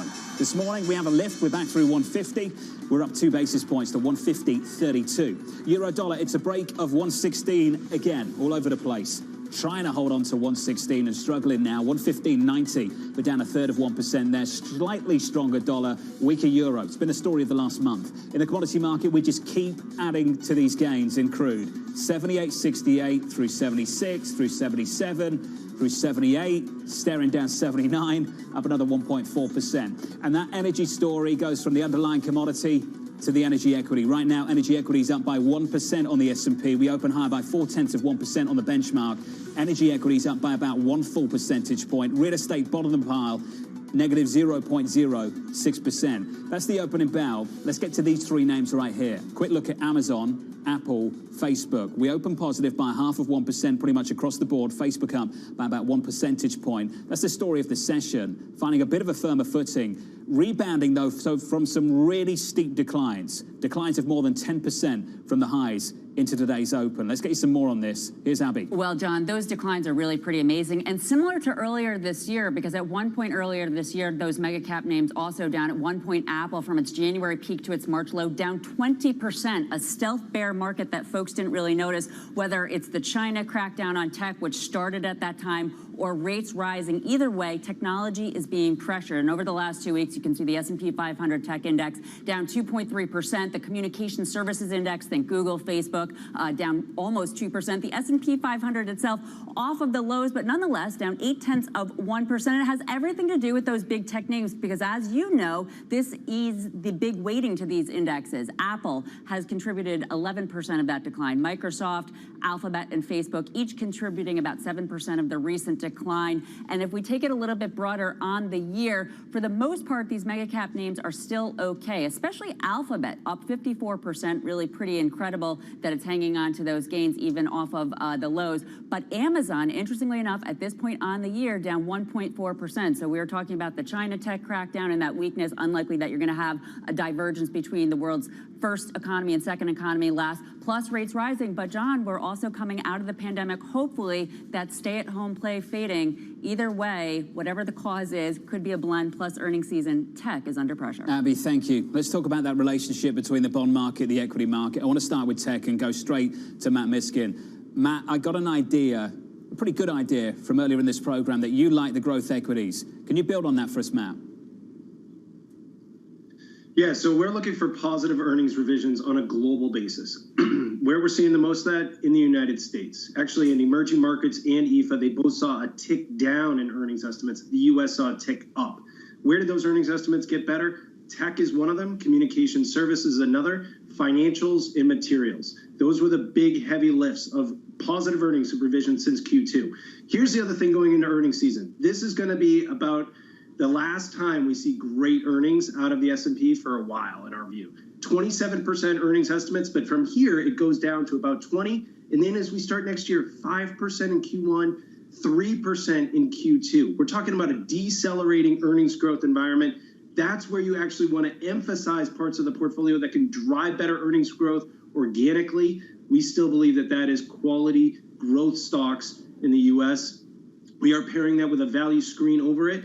But technology is a key part of that thesis. Dan Skelly, does this resonate with you, sir? Yeah, we differ slightly, and a couple of things I'll say up front. So first, in terms of agreement, we do see the rate of change as well slowing on earnings revisions. When you look at last quarter, you had 20% beats in terms of the estimates. We just don't see that being sustained even in this coming quarter. So we do see that slowing down. Let me add on to that the effect from likely corporate taxes going to 25% as well. So that's going to knock off 4% in our view from 2022 S&P earnings. So look, there's a bunch of factors why we think earnings revisions are going to slow down here. One thing I will say in terms of disagreement, our preferred barbell is more so defensive quality on the one end, healthcare staples, those areas that have, yes, some organic growth, some innovation, but tend to be a little bit more persistent and steady as economic cycles slow. And then on the other end of the barbell, we actually share Matt's enthusiasm for financials as well. We are not a big buyer of tech at the current levels. Do you like financials in an environment where growth could be decelerating? How does that work, Dan? We do, because when you think about it, I think financials share this unique quality among the cyclicals. They have this quality attribute. They have been able to pivot to technology and to connectivity in different types of ways that sets them apart from some of the more cyclical peers that are purely macro and commodity oriented. So, I think financials truly are the intersection between quality and value. And in this environment too, Jonathan, where the Fed is moving away, if we continue to see upward pressure on rates, that's clearly a catalyst for them. So we do like financials, even though growth is slowing. Well, that's the rate hike call. Priya, let's go straight to you. You like being long fives. If you like being long fives, just that trade right there tells me that you think that rate hike path is going to be shallower than some people expect. Is that right? Or it might be steeper, but starting later. I Interesting. think the threshold for the Fed to hike is very high. They need inflation to be, above 2% sustained basis. They need signs of labor market tightness. They need an inclusive maximum employment. I mean, to get all of that by the end of next year, in order for them to hike, that seems too soon in our view. But if they do start end of 23, which is our forecast for the first rate hike, it could be a steeper path, because at that point, the end point of the hiking cycle could be 2% or 2.5%. I think the earlier they start, the shallower that hiking cycle is. But our view is that they wanted to taper because the inflation pressures are much higher than what anyone expected. They want to have that flexibility if the labor market is much tighter. But ultimately, I don't know if we'll see this Friday, because it was too soon after the unemployment insurance ran off. We're still dealing with the Delta surge.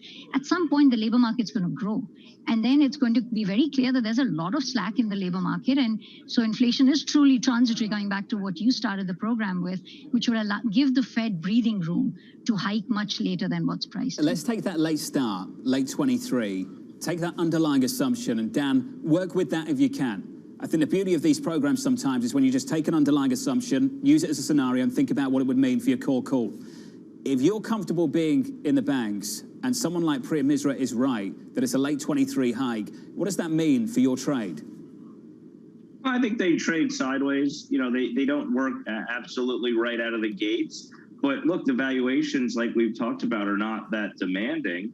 And we don't really see, we've seen them operate in some of the most difficult operating environments ever, as I mentioned earlier, due to their pivot to technology and their ability to adapt. So, in our opinion, Jonathan, it's you're clipping a dividend yield. We haven't talked about that. You're getting above average income in some of these names as well. So you're getting paid to wait until the rate cycle does take off. Matt Miskin, can I get your thoughts on that sector too? We're not as actually positive on it. I think near term, you're seeing some positive earnings revisions because of the equity market, because financial assets have just kept going up. But as you go into next year, earnings estimates are negative. Negative growth is what is being baked into the financial sector. We think that's right. This year was really a pull through of last year not being as bad as the financial sector thought. You're seeing good earnings here. It's now part of the momentum complex. I don't remember a time where financials were momentum in the last decade for much time, but that's what it's trading on right now. We think next year it cools. I think that is right, that basically sideways is kind of what we would be looking at, but you got to find places with positive earnings revisions next year. We think quality is going to be the factor to gravitate towards to get that. Margins are going to be under pressure. You need better margins to start with. That's where you got to look for. Are we fully discounting, Matt, the massive capital return programs at these banks? Do you think we are? That's going to last as long as they have the capital to do so. And what we're looking at is for companies to deploy capital in the best way possible to grow the business. And shedding capital, throwing it out, for investors, I think that, the dividend yield is one thing that can help keep a stock from going down. But if you want to see the power of capital appreciation from your equities, you got to see earnings engine be the driver of that. And we believe financials are going to have a tougher time doing that next year. There's going to be other places to look for better earnings potential. Hey, Matt, great to catch up. Matt Miskin there. Dan Skelly. Dan, thank you, sir. And to the wonderful Priya Misra. The rates queen, Priya, is what someone keeps calling you. I think that's apt. Priya Misra, of TD securities on this bond market. Here's the sector breakdown for you on the S&P 500. Advancing a third of 1% on the S&P. Energy top of the pile, up by 1.5%. Crude keeps rallying. Here are the tech names. Some real damage done at the index level. Much more damage done at the big tech level. This morning, we bounced back by 0.6 on Facebook, on Amazon by 0.6, on Alphabet by 0.6, on Apple by about 0.4%. Coming up on the program, Pepsi, a beat and a raise, fending off supply chain constraints. We'll talk about those supply chain issues next with the PepsiCo Vice Chairman and CFO, Hugh Johnston. From New York, this is Bloomberg.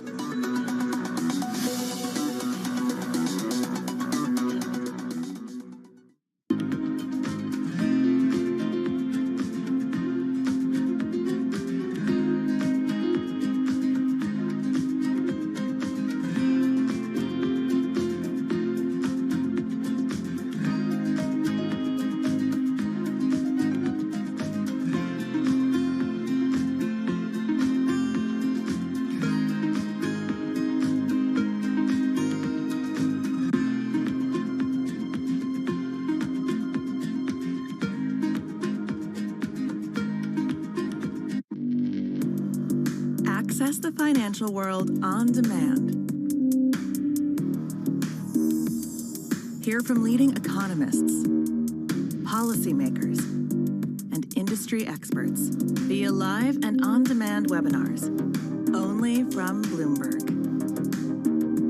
Start exploring to see what's moving the markets. Visit Bloomberg.com/webinars.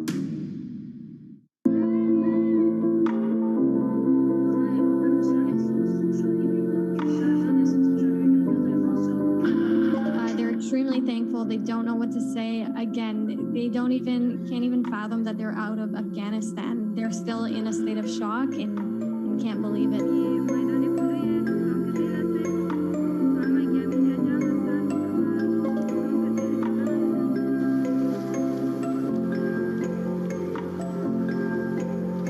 What we have built through this process is essentially a mechanism for getting oppressed women and girls out of Afghanistan.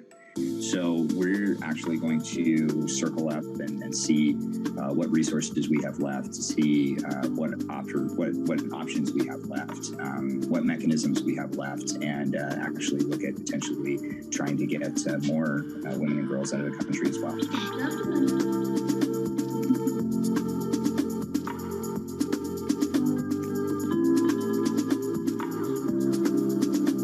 We've been through a lot, us as a team. I know sleepless nights, but you know what? There's nothing more satisfying than knowing that you've saved many lives, and will continue to support these girls on their missions.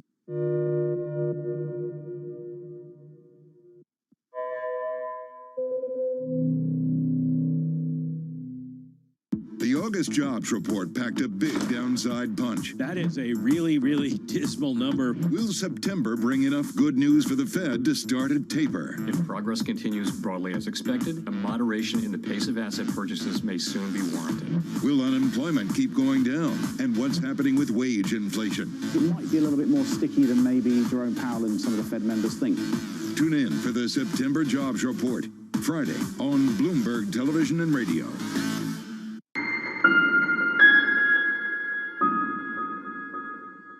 London, this is Bloomberg.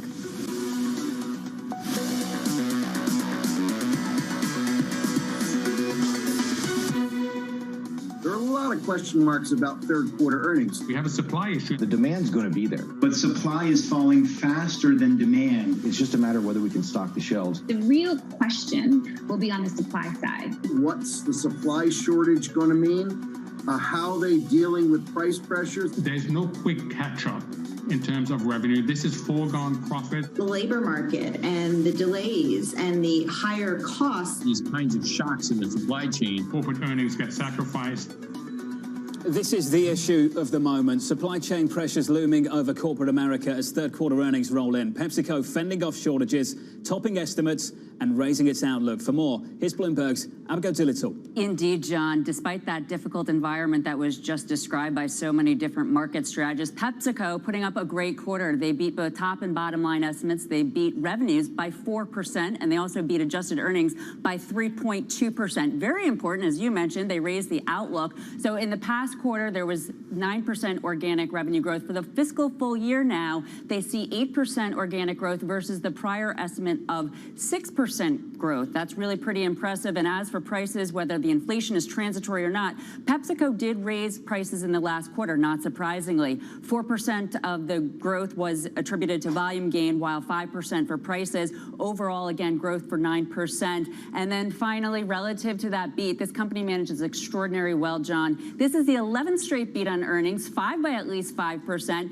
And given the supply constraint issues that have been outlined just then so many times this year with the issues stemming from the pandemic, PepsiCo has once again managed very well, putting up yet another beat, John. Abby, thank you. The stock did okay, up 1/4% in early trading, about 15 minutes into the session. This from the CEO is the quote. Given our year-to-date performance, we now expect our full-year organic revenue to increase approximately 8% and core constant currency earnings per share to increase at least 11%.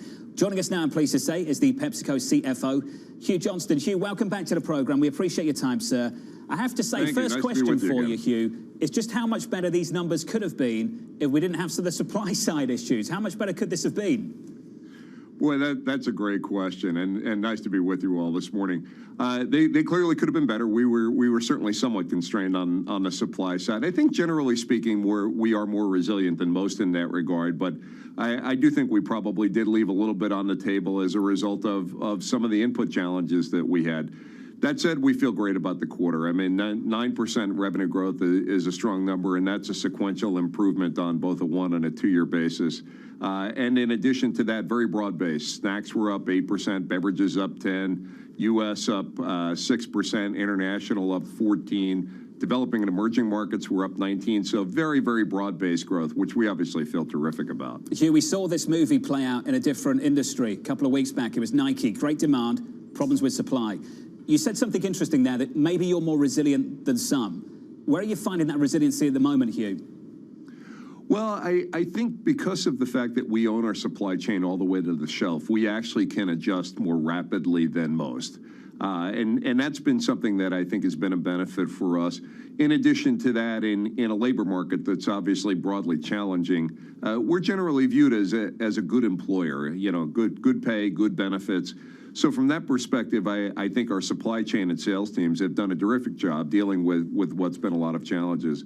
From a supplier input standpoint, we've clearly had some challenges on some beverage packages, and we're getting that stuff fixed. I expect as we exit the year, we'll be in a much better place in that regard. But because of our high level of supply chain control, I think we generally can manage this stuff better than most. Hugh, help me understand the cost side of things, just on commodities as well. You mentioned labor costs too. Do you see these issues spilling into a new year? You mentioned supply chain resilience would persist through the next year as well. But just in terms of costs, commodities, labor costs as well, is that something you think will fade or something that will stay with us through next year?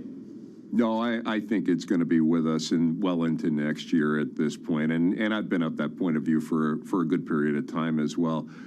You know, this question around transitory is all a question of definition on how long is transitory. Yeah. But I think given what's happening out in the economy right now, just the demand levels being as high as they are, I think we're gonna have some inflation for a while. And frankly, compared to what would otherwise be poor economic growth, I think inflation is probably the favorable problem to have at this point. Hugh, what I'm trying to work out sitting here every single day is whether these higher prices hurt demand or whether we can continue pushing them on through consumers. When you look at things right now, do you sense some continued consumer price tolerance here? The ability to take on those extra prices, higher prices?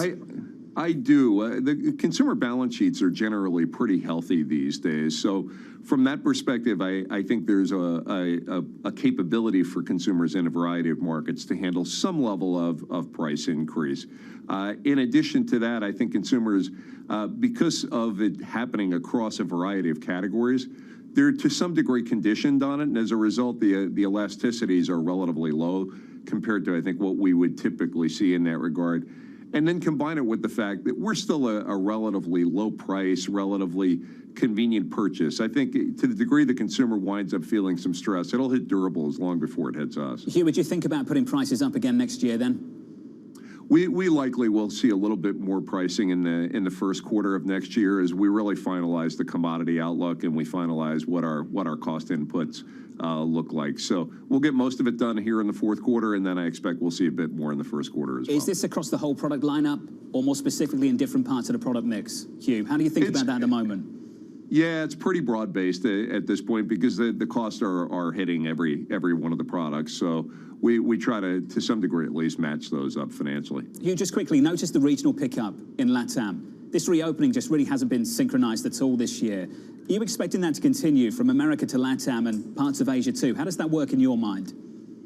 Yeah, I mean, obviously with individual countries at certain times, they need to shut down when COVID becomes a significant flare-up in their market. And there's a couple of countries in Asia that are certainly going through that right now. Vietnam comes to mind in particular. But broadly, I think, the economies and the people living in those countries are learning to adapt and manage their way through the COVID challenges. And with that comes mobility, and with mobility generally comes higher sales for our products. Hugh, the other change I just wanted to touch on as well, you and I have touched on this a few times over the last 12, 18 months now. Clearly, there's been a transition in the way people consume your goods, away from eating breakfast at home, maybe getting back into the office. How's that transition developing as far as you're concerned, Hugh, and the stay-at-home consumption of, say, Quaker Oats? Do you think that's stabilizing now? Yeah, it's funny. While people are getting more mobile and during the day their habits are much more out of the home, and we saw it in our numbers. I'll use a U.S. example. Our out-of-home growth was about 30%. So it's taken us almost all the way back to where we were in 2019 in terms of its portion of our business. The one thing that seems a little bit stickier is breakfast at home. I think perhaps in a lot of ways, people generally like to eat healthier early in the day. Oatmeal is a terrific part of a healthy breakfast, and I think that's a habit that looks like it's going to stick for a period of time, even as people start to slowly but surely work their way back to the office. We still see good growth in oatmeal. You're super constructive. It's a beat and a raise from PepsiCo this morning. You see continued price tolerance, consumer price tolerance. That's encouraging as cost pressure could persist into next year. Yet the stock's basically flat on the morning. Now, I know it's a frustrating question to answer, but you speak to earnings investors. Every single day you get earnings. Are you sensing that your message is resonating with them at the moment? Oh, I think it is very much. I think investors have come to have very high expectations for our performance, and thankfully we're meeting those expectations. I'm not sure where we sit right now. The last I checked, we were probably up about 1%, and that's probably a reflection of the fact that we had a great quarter and investors expected us to have a great quarter. Hugh, great to catch up as always. Let's catch up soon. PepsiCo CFO Hugh Johnston, thank you, sir. That stock positive by a little more than 1/10% now. A bit of a fade there. Let's touch base with Dave Wilson, our stocks editor, and get you the sector price action of this morning. Hey, Dave. Hey, John. You've got 8 of the 11 main industry groups in the S&P 500 higher in early trading. Energy leading the way as crude oil sets an almost 7-year high here in U.S. trading. And then communication services, where you find the likes of also Facebook and Google's owner Alphabet. And, beyond that, real estate notable in terms of declines here. But I just point out that when you focus in on the social media companies, Facebook and Twitter, they're part of the Selective Social Media Index. And this is an indicator that in February we set a record and then came down 24% through yesterday, set a low for the year. It's bounced back a bit in today's trading, and the recovery that we're seeing in Facebook after yesterday's outage, and also gains for Twitter, kind of helping that index along. Dave, thank you. That conversation with PepsiCo, how many times will we have that conversation through earnings season? And how many companies can say we can raise costs even more? Your trading diary is next. This is Bloomberg.